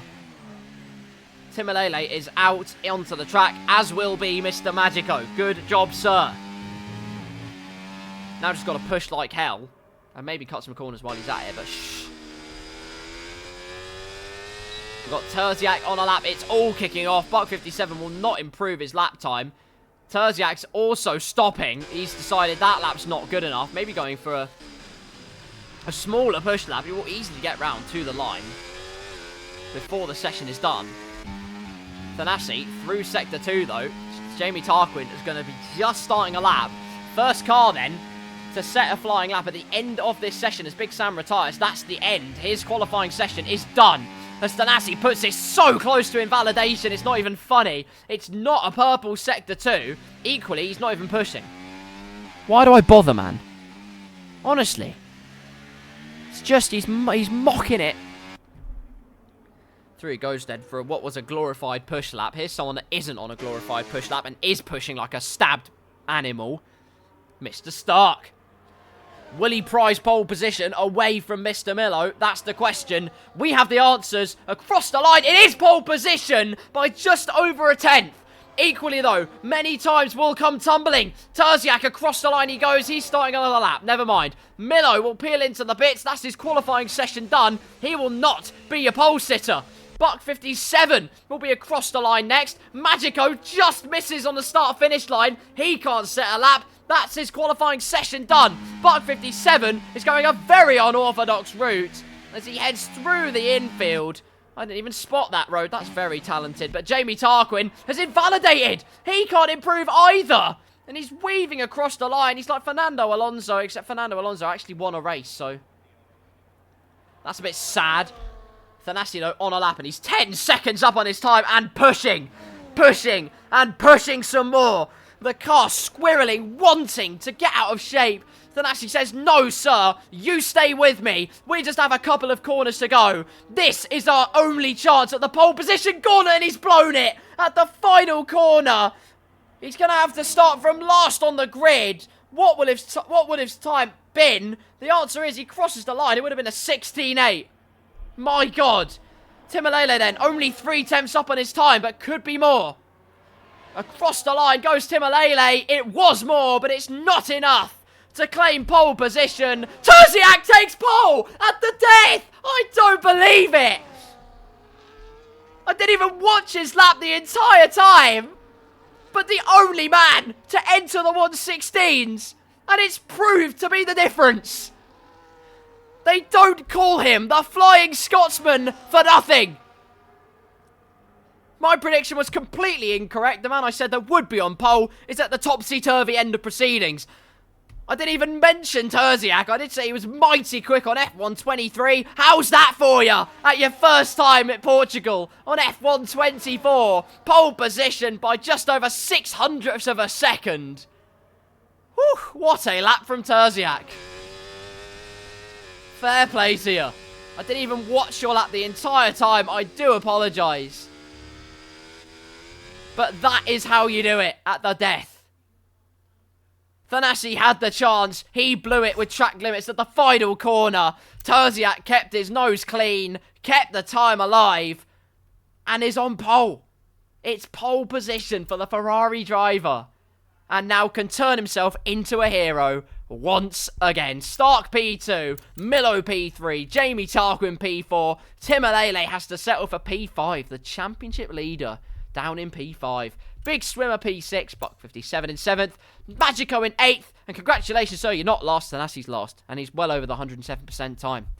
So it's now a question into the night now. Whether the stewards, they allowed him. Well, that's quicker than most stewards' inquiries in real life. In fact, probably all of them. There you go. We are here. And everyone's colour of choice for the Portuguese Grand Prix today, as you can see, is mustard.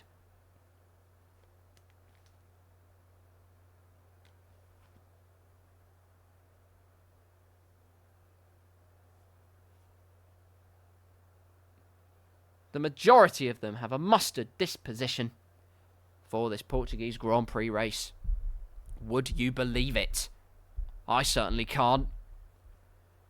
What is so good about the colour mustard? I don't know either. You tell me.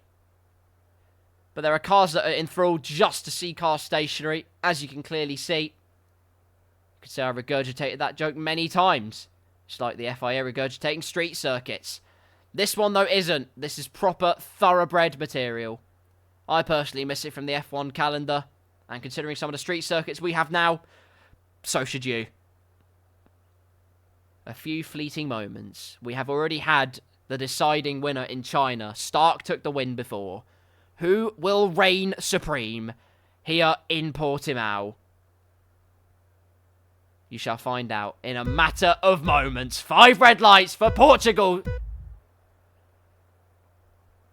Lights out and away we go. Stark on the front row on the soft tyres, and he's got an absolutely glorious start. Fantastic launch from the Williams driver, and he's easily into the lead as they head through the first corner. Timalele and Jamie Tarquin there getting racy, as is Buck 57 on Big Swimmer. Terziak, though, trying to fight back. Nothing doing there so far. Thanasi has progress to make, and on the hard tyres, he's already trying to get past Mr. Magico. Milo's past Jamie Tarquin. So's Timalele. I thought Milo was going to consider the double dive there, but Jamie Tarquin decides, you know what? Inside, outside USA, which is interesting because he's in a British team, but he's down the inside, has the corner at the right-hander. Through he goes into P4, excuse me. Meanwhile, Thanasi up into P8. Big Swimmer through. Buck 57 is into the wall. And that's front wing damage and a very, very battered polystyrene board for good measure. As Stark again sets about stretching his legs up at the front in this Grand Prix. Already the gap at a second for the Williams driver. And qualifying pace isn't, well, it was almost on the money. I was going to say it wasn't on the money. It almost was. But race pace seems to be absolutely pristine. He's got to keep it up, though. Like I say, very hungry customers, and he hasn't exactly got a softer tyre advantage. Timalele on mediums. Jamie Tarquin. Milo also on mediums. Big Swimmer, well, was on hard tyres, I think. No, he wasn't. He was on the mediums because Thanasi swooped through and said, I'll have mortgage on that P6. Buys it outright, and away he goes to pursue Mr. Milo. The comeback is on. Although, not a great left-hander, and Big Swimmer here looking very racy. Trying to go down the inside of Thanasi. Thought about it, but gets the chop from the Red Bull driver. Sister team versus brother team, and Big Brother says, shut up, sit down. Sit down, shut up. Meanwhile, it's all sisters go at the front. No, not all systems.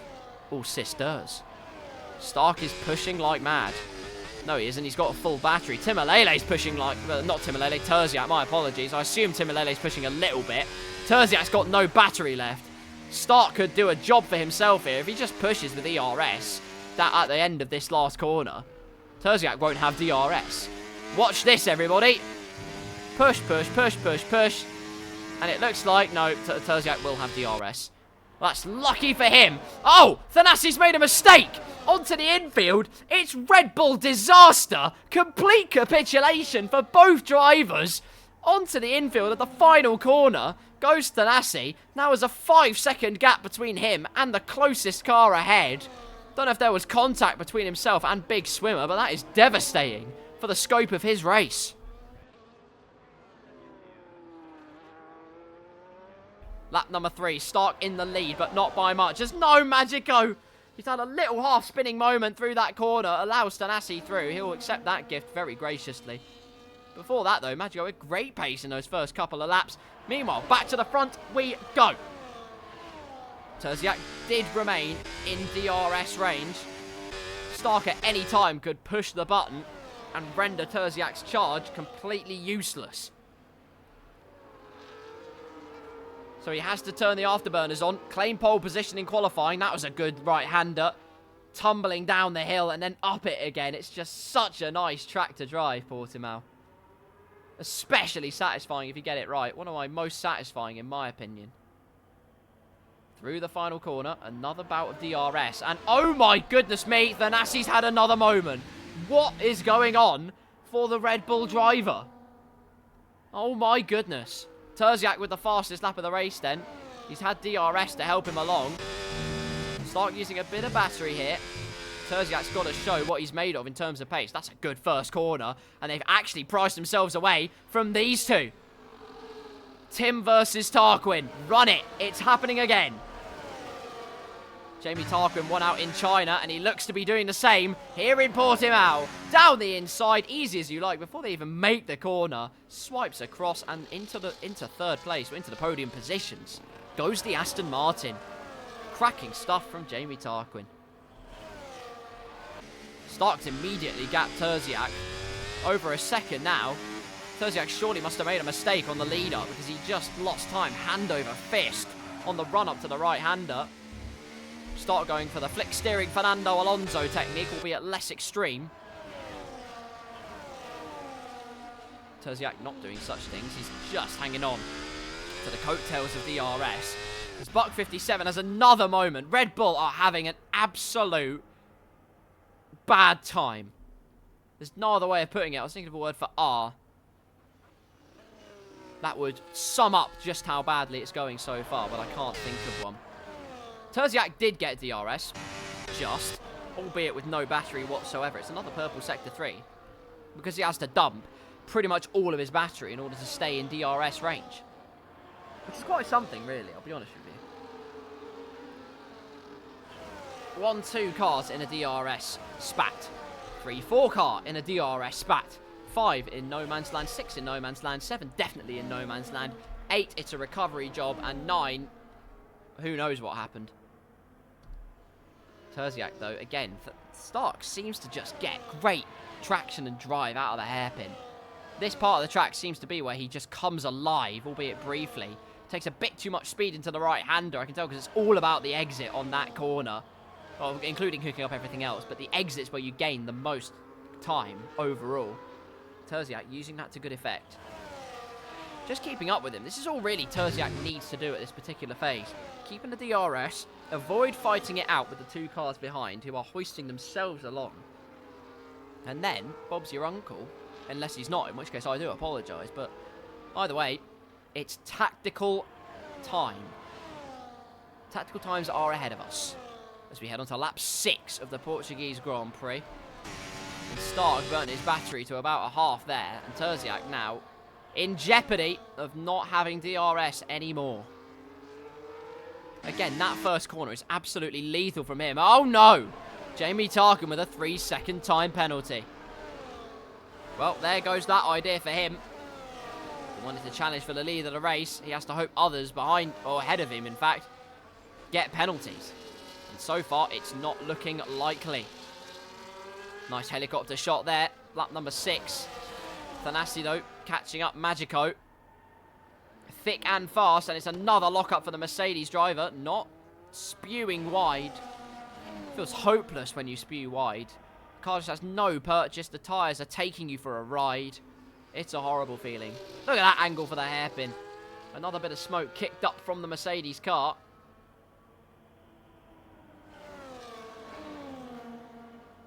Thanasi closing in all the time. Terziak's done a lot better on this lap.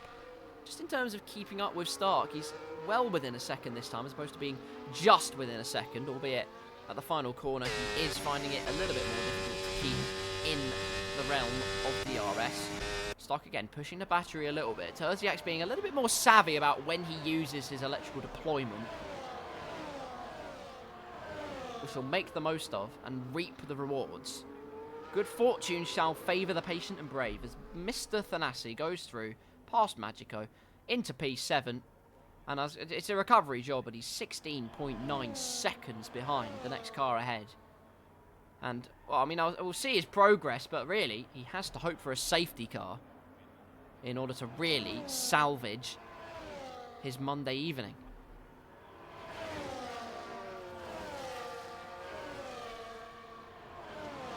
Terziak growing into the stint, slowly but surely. Would have felt like he was on the ropes earlier. Now he's just biding his time. He's building it up. Turning up the confidence lap by lap, just by remaining consistent and keeping in the DRS of the Williams car ahead. No! He's into the wall briefly. It's the briefest of taps, but that DRS advantage and that consistency has gone down the drain in a heartbeat. The Flying Scotsman almost spearing out of control into Barrier. Gives them the lightest of little pecks, and Barrier will let him get away with that. But that is absolute disaster for the Ferrari driver. That's 2 times I've cursed people on a whim. Firstly, my husband, at China when I said, let's see what he can do, and he sailed off wide at turn 1. And now Terziak, when I said by keeping consistent, he was keeping himself in the fight. The answer to that was he's just killed that consistency, and now he has to build it back up again. The fall is astronomically quicker than the climb. It always is. But we'll see how Terziak fares with this one. on the soft tyres, perhaps showing their age and wear just a little bit. Stark again with a sizable gap out in front. 2 seconds the margin, just keeping the tyres within those white lines. Pushing it to the absolute limit on those softs and doing a damn good job at it. Jamie Tarquin catching slowly but surely, but of course with a time penalty to his name. And it's hoisting Tim Alele along, which is good news for him. Will there be the traction talk after this week? Maybe. By the way, 1.8 seconds the gap. Buck 57 has had another moment at turn 1. And I've got no words of consolation now. I'm just sorry. Anyway, back to third place. There's going to be some great racing going on. DRS, wide open. Tim Alele not deploying battery, but there's going to be some interesting... Oh! Terziak pits. So that's the way he's going to do it then. Undercut time. Let the strategy games begin. What tyres will it be? It will be the medium compound tyres. They will easily make their way to the end of this race. I have zero doubt about that whatsoever. And now Terziak has got to push, push, push, like his life depends on it in order to make the most of proceedings, as Buck 57 has had another moment out of the off-camber right-hander. Descends down the hill, and plummeting is the best way you can describe how this race has gone in Portugal. Either way, I'm giving him no consolation, am I? Back to Terziak then, on the fresh medium tyres, and let's see what he can do. I think normally harder tyres are the meta on F124. They remain more consistent, you can push on them for longer, and you always seem to have the pace no matter what. Just saying. Just saying. At least that's what I've heard, but there you go. What do I know? Buck 57 into the pits, and he is out of the Portuguese Grand Prix. Day done for the Red Bull driver. On a race weekend that could have been crucial for the constructors. One of their drivers immediately falling by the wayside. As Tim Alele, oh my god. He's on triple tap, Tim Alele. Whatever the case, he slaloms his way through into P2, only briefly, because Jamie Tarquin goes for an audacious dive and makes it stick. That's a lovely piece of racing from the Aston Martin driver. And, well, they're going to lose the overcut. Well, Terziak's going to gain the undercut on those two just because of how hard they're fighting. But it's great racing. I told you something was brewing in those positions. And so it proves. Lap number 10 into double figures in this race already. Gap up to 2.4, albeit briefly. The mediums are coming into their own now in this stint. Terziak doesn't really catch up to Thanasi on his first lap, but now we'll see what he can do. Might push to get the fastest lap. Also, what is this engine noise? Let's have a listen. What's this upshift? What is that?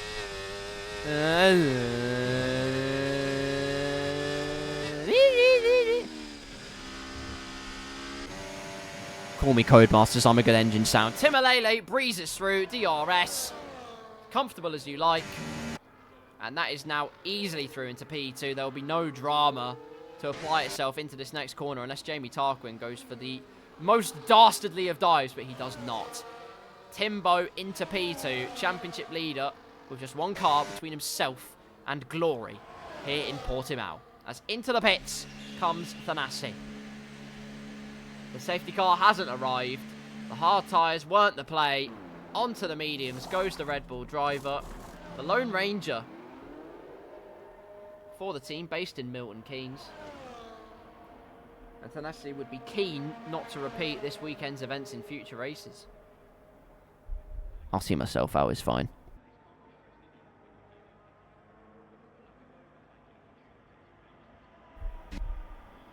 Terziak gaining slowly but surely, just under 16 seconds between himself and Big Swimmer. Watching carefully what his pace is like. Let's have a lap time counter up there, look at that. I'm getting used to this now. Some data for you. Positions gained, Tim Alele's gained 3. Good man. Hardly anyone has stopped. Speaking of stops, in comes Stark. Off the soft tyres, 11 laps old. He's done very well on them. And now we'll run mediums to the end of this race. I have pretty much zero doubt about that. Medium tyres, yes. I am genius. And should also be comfortably ahead of Terziak. Onto the main straight, across the start-finish line goes Terziak. Out onto the road goes Stark, and 3 laps worth of an undercut. Still wasn't enough for the Flying Scotsman. It'll be 3.3 seconds. In fact, probably just under 3 seconds once the momentum is carried over through the first 2 corners, but that will be all he can do. Stark into P5 comfortably, will retain the lead of this race, providing he doesn't balls it up and get time penalties or spin like many other drivers have this race. But he's got 1 foot in the door of the winner's trophy. Of retrieving the winner's trophy for the 2nd time this evening. It'll be a perfect racing week of Blackout for the Williams car and the Williams team as a whole. Yes, they don't have 2 drivers, but the 1 driver that they have had is going to score 60 points. Provisionally. Tarquin and Timbo. Let's see what Tarquin does with DRS. It's not pushing the battery, I'll tell you that much. Not really deciding to fight this at all, honestly. Maybe Timalele just has the overall pace at this point. Milo, though, is in to pit road. Big Swimmer promotes himself to P3. Miller will strap on the softs for the rest of this race. Of course, does have to be careful. Being on the softs to score out a couple of people. I'll say a couple, mainly Terziak. Once he got to the end of the stint and the tyres just started to wear out that bit too much. Terziak through easily with the undercut. Through turn 1. Miller will emerge onto the road with a nice pocket of clean air in P6.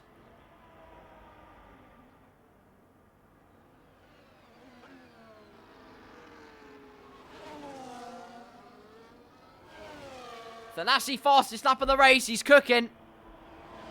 1:18.9 is the first driver into the 1-minute 18s this race. And that is quite unbelievable. 2 up at the front then. Closest battles out on track. Everybody else has separated themselves out. Hardly anything happening. It all kicked off in China. Here in Portugal, it's peaceful as anything. Honestly. Into the pits they both go, though. That piece is quickly destroyed. It is time for the pit crews to get to work, and we'll see what tyres they have on for the rest of this race.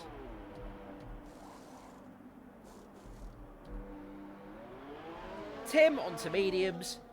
Tarquin didn't pit. He faked me. He faked me as much as he might have faked Tim Alele, but Tim's going to get a 1-lap undercut. See where he emerges in terms of Stark. The answer is, there goes the Williams driver. Back resuming the lead of the Portuguese Grand Prix. Onto the softs goes Tim Alele, but out of the wilderness, out of the frying pan, very much into the fire, comes Terziak. And will have DRS, albeit very fresh softs for Tim Alele. And by very fresh, I mean Terziak has 5-lap older tyres and a compound harder. So it's not going to be a very long charge for the Ferrari driver. I hate to spoil your bubble. If David Croft was here, he would tell you he has a chance. I'm telling you he doesn't have a chance, unless Tim makes a mistake, which is it's entirely likely. No one in this Blackout racing series is completely bulletproof. But equally, I mean, he's off. Look, it's over a second already. Pack it up. Let's go home. Jamie Tarquin pulls the trigger on this lap and actually pushed really well on that lap. Only half a second over his best lap at that particular point. And now into the pits, onto the soft tyres, I would imagine, as he crosses the line to make it lap 15. Big Swimmer also onto the soft tyres, I would assume. Lots of tyre squealing going on. It's like a rabid field of mice. Stark then goes through back into the lead of the Portuguese Grand Prix. Milo goes through to take the fastest lap of the Grand Prix, which Tim Alele will try and prize away at this juncture.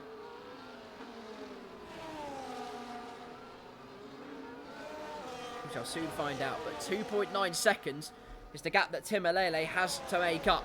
Again, Jamie Tarquin gets ahead of the medium tyre runner of Terziak. Chose to pit earlier, and he shot himself in the arm a bit, because now he's not going to be in DRS with Jamie Tarquin at all. Ready, I give him 3, 2, 1, half, quarter, eighth,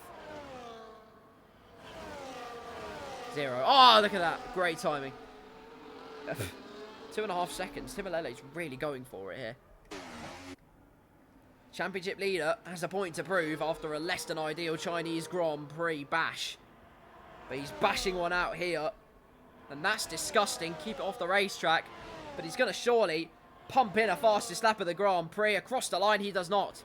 But it is a 1 minute 19.1 and significantly faster than what Stark is doing at the moment. We shall watch that gap with great anticipation. Jamie Tarquin is also right within DRS range, though, and keeping Timalele honest. Listen to those engine sounds on the broadcast. As Jamie Tarquin has a purple Sector 1. And would rather be hoping Timalele gets a move on, because there's a chance for a fastest lap point here. Closing in all the time. On board with the Aston Martin hopeful. The Lone Ranger for the British-based team has it all to do. And is doing the best he can, crucially. Pinches the apex. That's a beautiful apex from Jamie Tarquin. 7 tenths up on his lap previously. Could be a fastest lap with the DRS and slipstream and ERS assistance to boot. Only 3 tenths gain for Timalele on this lap. The traction control getting to work for Tarquin. Timalele will feel like a sitting duck. As to the inside, Jamie Tarquin will go, I have almost no doubt. With a bit of DRS to boot across the line. It's fastest lap of the Grand Prix for Jamie Tarquin. It's P2 in the Grand Prix for Jamie Tarquin. And now it's Operation Slice Up Stark. That's on his agenda. Milo, meanwhile, you saw there, making an academic move through into P4. Past Terziak on those medium tyres. And well, if there's any consolation, he probably will finish ahead of Big Sam, which is good for him. But even so, it's not been ideal in the slightest for the Ferrari man.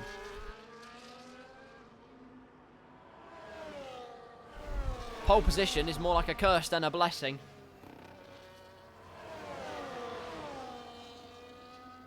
Got to count your blessings in this race. Look who's been blessed tenfold in this. Stark. Led almost all the way through China. Has led almost all the way through this one as well. But Jamie Tarquin is pushing and gaining a lot. Just outside of DRS, Timalele pushing to try and stay in DRS of Jamie Tarquin. And I think he just about did it. Had to use the battery in order to stay within range. Now has stopped using it. Another fastest lap of the Grand Prix for the Aston Martin driver. As Timalele pushes and pushes and pushes some more. 1.6 seconds as the advantage Stark holds over Jamie Tarquin. And by extension Timalele, because he's just hanging on to DRS in all of this.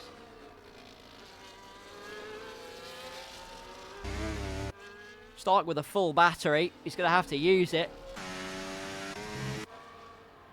in order to do something for the rest of this race. Here's someone going for a fastest lap run, though. It's Donassi. If he's going to get anything out of this Portuguese Grand Prix race, it will at least be a fastest lap. That's what he hopes, anyway. Across the line, it's fastest lap time for the Red Bull driver. Meanwhile, Jamie Tarquin has caught up to within a second of Stark.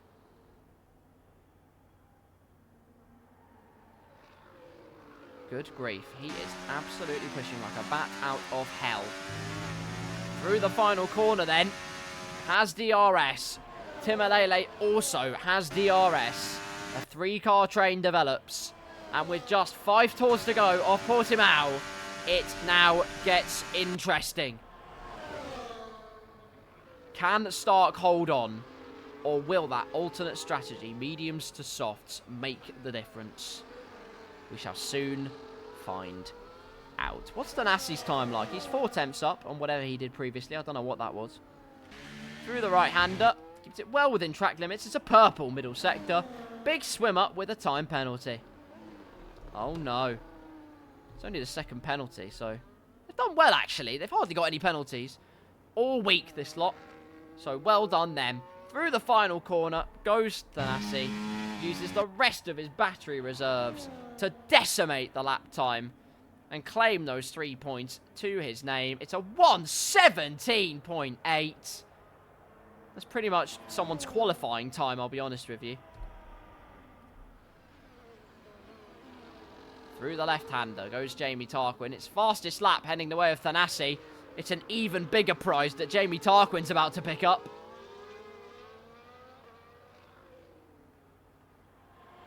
DRS, well within range, has a 3-second time penalty to his name, so Stark won't be too worried. But even so, getting closer and closer and closer all the time is not enough, though, to make his way through into the lead. Still has the tyres and the pace. He's going to have to play his cards very carefully and cleverly to make the most of this, because Timalele will absolutely snap up that position like a hungry alligator if Jamie Tarquin gets it crossed up, trying to get past Stark for the lead. Lap 20 of 23. We're just at the start of it. Stark leads, but for how much longer? Jamie Tarquin all over the back of him. Thought about the move into the right-hander. Stark chopped across, and Jamie Tarquin took a very sizable, sensible pill. And rightfully so, because that would have been absolutely catastrophic. The right-hander beckons for Stark. Thanasi has the fastest lap of the race. He peels into the pit lane, and that is his afternoon done. Decides not to go for the extra points and stifle Mercedes' charge even a little bit. Mr. Magico is not only going to not finish 9th, not only not going to finish 8th, he's going to finish 7th. Just by not binning it and just by learning, he's making up places all the time. Jamie Tarquin's hardly pushing. Timalele certainly is, though. Battery at his disposal to the inside of turn number 1. It's in a yellow flag zone, though. And whether Timalele got it done, good grief, that was so close to hitting the Red Bull from all 3 of them. My God. That was very close. A bit too close, actually, for matter of fact. Stark loses the lead of this Grand Prix then, but he's absolutely not going to give up. Look to the inside for the move, but nothing doing. Although, gets the traction. It looks like, actually, crossover is beginning now. With 2.5 tours to go. Not a moment too soon for the Williams driver. And now, the pendulum, how viciously it will swing, is now looking to be in his favour. Not losing that much time behind the Mercedes car. And as much as Jamie Tarquin is piling on the pressure, Stark keeping his head and, crucially, keeping, as you can see, within DRS range. And that is the crucial bit for him. Using quite a lot of battery to boot as well. Grief, that's an insane amount of battery. That's more than probably I would have used, but anywho, he's got great straight line speed. He's looking at turn 1 and thinking there's a chance, but no chance presents itself for the Williams car. So we'll have to wait and charge up again on the battery front. Just keep within DRS. He has realistically 1 more chance, or make that 2 more chances. He's going to take the first one of asking out of the left-hander into the hairpin. Stark is into the lead again of this Grand Prix. Okay. The score then not yet settled. Stark certainly looking to give himself his crowning moment of monumental proportions. 2 wins in an evening. It's something that few drivers have done before. He's gone astronomically wide there, though. Lost all kinds of composure. Timalele, though, not taking advantage of it and actually waiting for that DRS, which I would suspect is the case, but we'll have to find out how much battery he has. He's completely charged it up, as has Stark, and now it's going to be a battery leathering for the pair of them all the way towards turn number 1. Stark choosing not to break the slipstream, not really that much. Timalele closing some more to the outside line. He's easily through into the lead of the Portuguese Grand Prix as we head into the final lap of this race. Stark has a chance though, coming out of this left-hander. Just gets it hooked up and then pushes. He could have the ultimate moment. DRS open. Timalele defending the inside for all his might. Contact made. Stark gets a mighty piece of momentum, but it's so wide for the Williams driver. Tim's gone wide as well. It's all getting very scrappy in the last lap of this Portuguese race. They remain in their positions, the pair of them going wide, paying each other's compliments, to be honest. Using a lot of battery as a Mercedes driver. Stark has more of it to use. And will have to use it wisely if he's to have one more chance of having the win in this race. And time is running out. The mediums might have just entered their strong point, but just a moment too late for Stark. Had about equal pegging, will push the battery all the way to the end, but the championship leader will not crumble. Timalele wins the Portuguese Grand Prix. Stark takes second place to cap up an almost perfect racing week from his standpoint. Jamie Tarquin takes the final podium place. Milo P4, Terziak P5. The early gamble for mediums was not the way to go in the end. Big Swimmer will be soon to cross the line. He's 600ths up on his time. Would you believe it? Whatever his time was before. He's certainly pushing all the way to the very end of this race. It's a new set of soft tyres. Will it be the fastest lap points heading the way of the Visa Cash App RB? No, but it is a faster lap time than he otherwise had. And then there was Mr. Magico. Using that outside curbing. And he might feel like he's disheartened or that he's failing miserably, but you're not. Because 2 drivers retiring from this race, you just weathered the storm and kept it together. He comes home in P7. Well done, Mr. Magico. Sometimes, even if you feel like retiring from the race, there's more merit to just keeping yourself in the fight. And it's proved there. Driver of the day, Timalele. And both my predictions were catastrophically wrong. At least I didn't give up and retire. Exactly, Magico. Exactly my point. No giving up here. Not in this power couple. That's not what we do. It was on the contract when I signed the prenup, when we both did. We said we never give up. And it's proved today. There is a Mercedes on top in Portimao. They won in 2020 in real life. They won in 2022 in real life. On F1 24, they prevail in Portugal. The trophy rises to the heavens. Timalele on top of the world. And it's another win for the championship leader. Stark, like I say, congratulations to him as well. Almost a perfect week racing-wise from the Williams driver. The Sprite Zero is sprayed about furiously from all of the competitors. They have a mighty swig, and we won't see the results screen. Because where is the fun in that? Well, ladies and gentlemen, that will do it. That will do it for this week's Blackout Series Bonanza.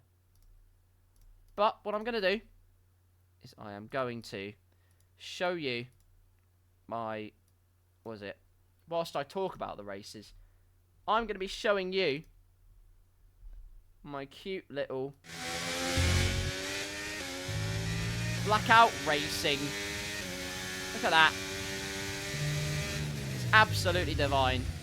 The Portuguese Grand Prix from last season. Me chasing down Thanasi. A race he's very much hoping he would have had this time around, but it just did not materialise for him. I'm actually going to turn that down a little bit more, because I can't really hear myself think. To 4. Lando Norris's number. There you go. So, what a week of Blackout again. What a week. F1 24 providing the goods in racing, in moments of drama, moments of controversy, moments of madness. It has them all in abundance. Look at that right-hander. I gained so much momentum just at the exit of these corners and braking for this one. I broke so much later than everybody else through there. I gained just a 10th on braking. I loved racing in Blackout. I absolutely loved it. Especially on F123. I just missed out on DRS by thousands. That was agony. But anyway. China. What happened in China? The answer is, in qualifying, it was the gauntlet set by championship leader Timalele. Timalele, Thanasi and Terziak. If your name began with a T at the Chinese Grand Prix, it was a great day in qualifying. But that did not translate into the race. Stark went for the softer tyres at the first stint. It was a gamble that certainly paid off. Scythed through the opposition, carved them up completely, and then proceeded to eat up the miles for the rest of the Grand Prix with a comfortable margin at the end. There was a huge last lap scrap though. Before then, it was DRS games all the way through, from like second down to 7th. But at the last lap, between Jamie Tarquin, Milo, Timalele, Terziak and Thanasi, it was very juicy. Timalele got half spun round by Terziak at the double left-hander. We had Milo and Jamie Tarquin. I thought Jamie Tarquin was going to think about making a move, but it didn't happen. Milo held on to claim P2. Jamie Tarquin in P3. P4 went to Thanasi on the road, although it was a dubious penalty that he got in the end. There you go, there's me going through with DRS, lovely jubbly. In the Alpine car, Magico's my teammate that last season, and they've broken down the brake marker boards. I hate them. Why would they do that? Using the brake boards and sliding to make the most of my pace. This is good. This is good racing. I enjoyed this. Terziak in P3 there. Look at that. You can never pry some names away from the front of the grid. I'm not racing anymore, but those four certainly are. And more often than not, they're right in the thick of things at the front. That was very close to a track limits warning. Somehow wasn't. It was a great mid-corner, but the exit just wasn't confident enough. There you go. So China was pretty good fun. China was good fun. Congratulations to Stark, who drove a peerless race all the way through. And then we had Portugal, which was a little bit more stagnant, really, in the grand scheme of things, Portugal. You know, sort of filtered out a little bit, really. The only two cars that were properly going at it for a little bit. There were plenty of mistakes, including Thanasi, which I was very surprised at. Just really didn't acclimatise to Portugal whatsoever. Just did not work out for him. But either way, that's the way the cookie crumbled. He then later retired from the race, which is rather unfortunate. That's a wide turn one, and that's a track limits warning. Thanasi got a track limits warning at this point. But of course, I pushed on because I'm a wallaby and I got one. Spoiler. But then Portugal, again, towards the end of the race, got spicy. It looked like Stark was a runaway freight train once again. Terziak got the pole, by the way. A last gasp effort. Prized pole away from the rest of the field by just over 600. So fair play to you, sir. It then... Alright, nice. I didn't want to look at that last corner. Fine. Yeah, he got the pole position. Again, pole doesn't translate to pure pace. He made a mistake as well in the Portuguese Grand Prix. There's my 3-second time penalty for exceeding track limits. I think I actually made a mistake. I wasn't even watching. Yeah, I made a mistake. I just went too wide and I got on the dirty stuff. And I got marbles on my tyres. That wasn't good. But there you are. What can you do? No one's perfect. Stark again. Like I say, it looked like he was running away with it. Then, those soft tyres in that last stint, the alternate strategy, hard to softs, paying off much better in Portimao. And as Timalele and Jamie Tarquin pried away at the gap, it was only a matter of time before they prized the lead away. And Timalele did so, using DRS on the final lap. I probably shouldn't have lifted there. That could have been a plane crash. I think I did actually say in the Blackout chat to Thanasi, like, I'm not going to fight you, just go through. But that was very close to getting interesting. Let's not look at that one again. Anyway. There's me saving some battery. Look at that brake trace. My brake pedal is absolutely balked. I did the whole season with a balked brake pedal. last season. And not only that, I did it with a broken brake pedal, because as I later found out now, the metalwork, I've got an FGT, Next Level Racing, the metalwork on it has snapped at the pedal plate on the sides. So it's not quite snapped completely, but it's like it's approaching 2/3 of the way to snap. I've got an old Fanatec DD, which is heavy enough, and using the box to basically support the pedals so they don't get any worse, as Jamie Tarquin gets a 3-second time penalty. Name a better married couple than Jamie Tarquin and 3-second time penalties. Your answer should have been me and Magico, so say it right now. But there you go, it's going to be another change for the lead very, very shortly. Me versus the Mercedes man. Look how difficult it used to be to save battery. There used to be actual merit in using the battery well. Now there just isn't. Now it's not even, you just get DRS trains all the way through because everyone can save their battery willy-nilly. It's horrible. Absolutely horrible. Thanassi almost goes around the outside of me, but actually outbrakes himself. Which is a moment of respite for me, actually, so thank you, Thanassi. In the end, Portugal, Timalele prized the lead away at the last lap and won it. Stark had one more chance onto the main straight, but Tim had done enough to save his battery, and that is all she wrote in that particular one, which is good news for him. I actually got ahead of Thanassi because I just felt like he was holding me up as I slide, so I'm holding myself up, as it turns out. But, you know, we weren't exactly getting away from Milo and Jamie Tarquin, and whenever that's the case, I need to make moves and get a move on with things. So I did. Good exit out of there once again. Braking late at the left-hander. Again, just about another 10th gained. Make that 2 tenths gained initially. As he gets it all together at the exit of the corner. A good final corner. Was almost out of DRS, but he actually got a very good later phase of the final proper corner. And that just stopped me from getting away entirely. So, there you go. Apparently I wasn't on their Discord. I am now. But there we are. Blackout Racing is done and dusted. Ladies and gentlemen, that will do it for this week. And what a week it's been, once again. What a week of racing it has been. I'm absolutely thrilled to bits once again. F124 and Blackout, it's a combination, never disappoints. And if you were missing Formula 1 in this summer break, you're not now. Blackout has all that you need for proper performance and real racecraft. What a week it's been. In the sweltering heat, the drivers have put on a show once again. Let's find out where they will be next week when I'm not there. The answer is it will be the Circuit of the Americas and the Mexican Grand Prix. Winner in Cota was not me. It was not me. It was, I don't know who it was. I think it was Tim Alele, actually. It wasn't me. I had to recover. There was a late safety car that ruined my race. Although I probably should have stayed out on the mediums and I would have had the pace anyway. But that's hindsight. I enjoyed fighting my way through the field. I had a great time. Still got on the podium, nonetheless. That was fun. Japan, I won that, but we're not doing Japan. It's just because it says Japan. I've said it. Mexico, I could have won, but didn't because it's Milo that won it. I had assists off. Forgot to tell Milo. I broke to enter the pit lane at a safety car. And because he had pit assist on, he slammed into the back of me. It was completely my fault. It's your fault. You should really judge your braking better, and I didn't. And he still somehow went on to win the race. I recovered, despite being half spun at the safety car restart, to finish 7th after all of that, which is rather unbelievable. But that is a video and a racing review for another day.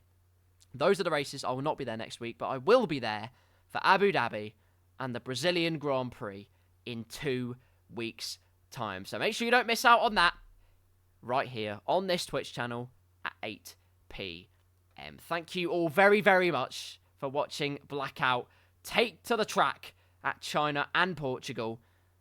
What a racing week it's been once again. Goodness gracious me. Thank you to every single one of you for watching along on the live stream. Thank you to all of you watching this later on a YouTube or a rerun.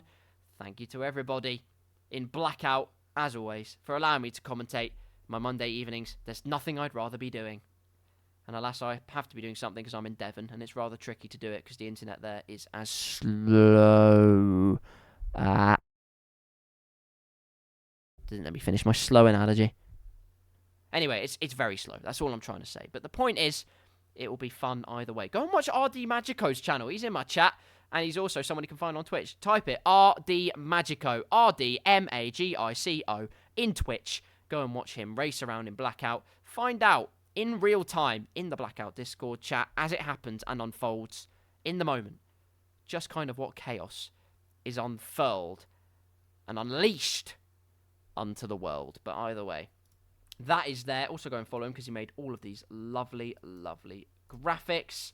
Also, on a YouTube, there is a J-Lane. J-Land 3, he has highlights from the previous season, which have been absolutely just so beautifully professionally done and flourished. Go and subscribe to his YouTube channel. Go and watch all of the Blackout videos he has done on there because they are bloody brilliant. Follow my Twitch channel for more Blackout stuff so you don't miss a single broadcast. Subscribe to my YouTube at KarlsCars. Go there as well to watch every Blackout Racing League there has ever been. And once again, a huge thank you to Blackout Gaming. I owe them the world. They are absolutely wonderful people. And they give me the best league racing firm to commentate on. I wouldn't have it any other way. Thank you all for watching. I'll see you in a couple of weeks. But for now, it's good night.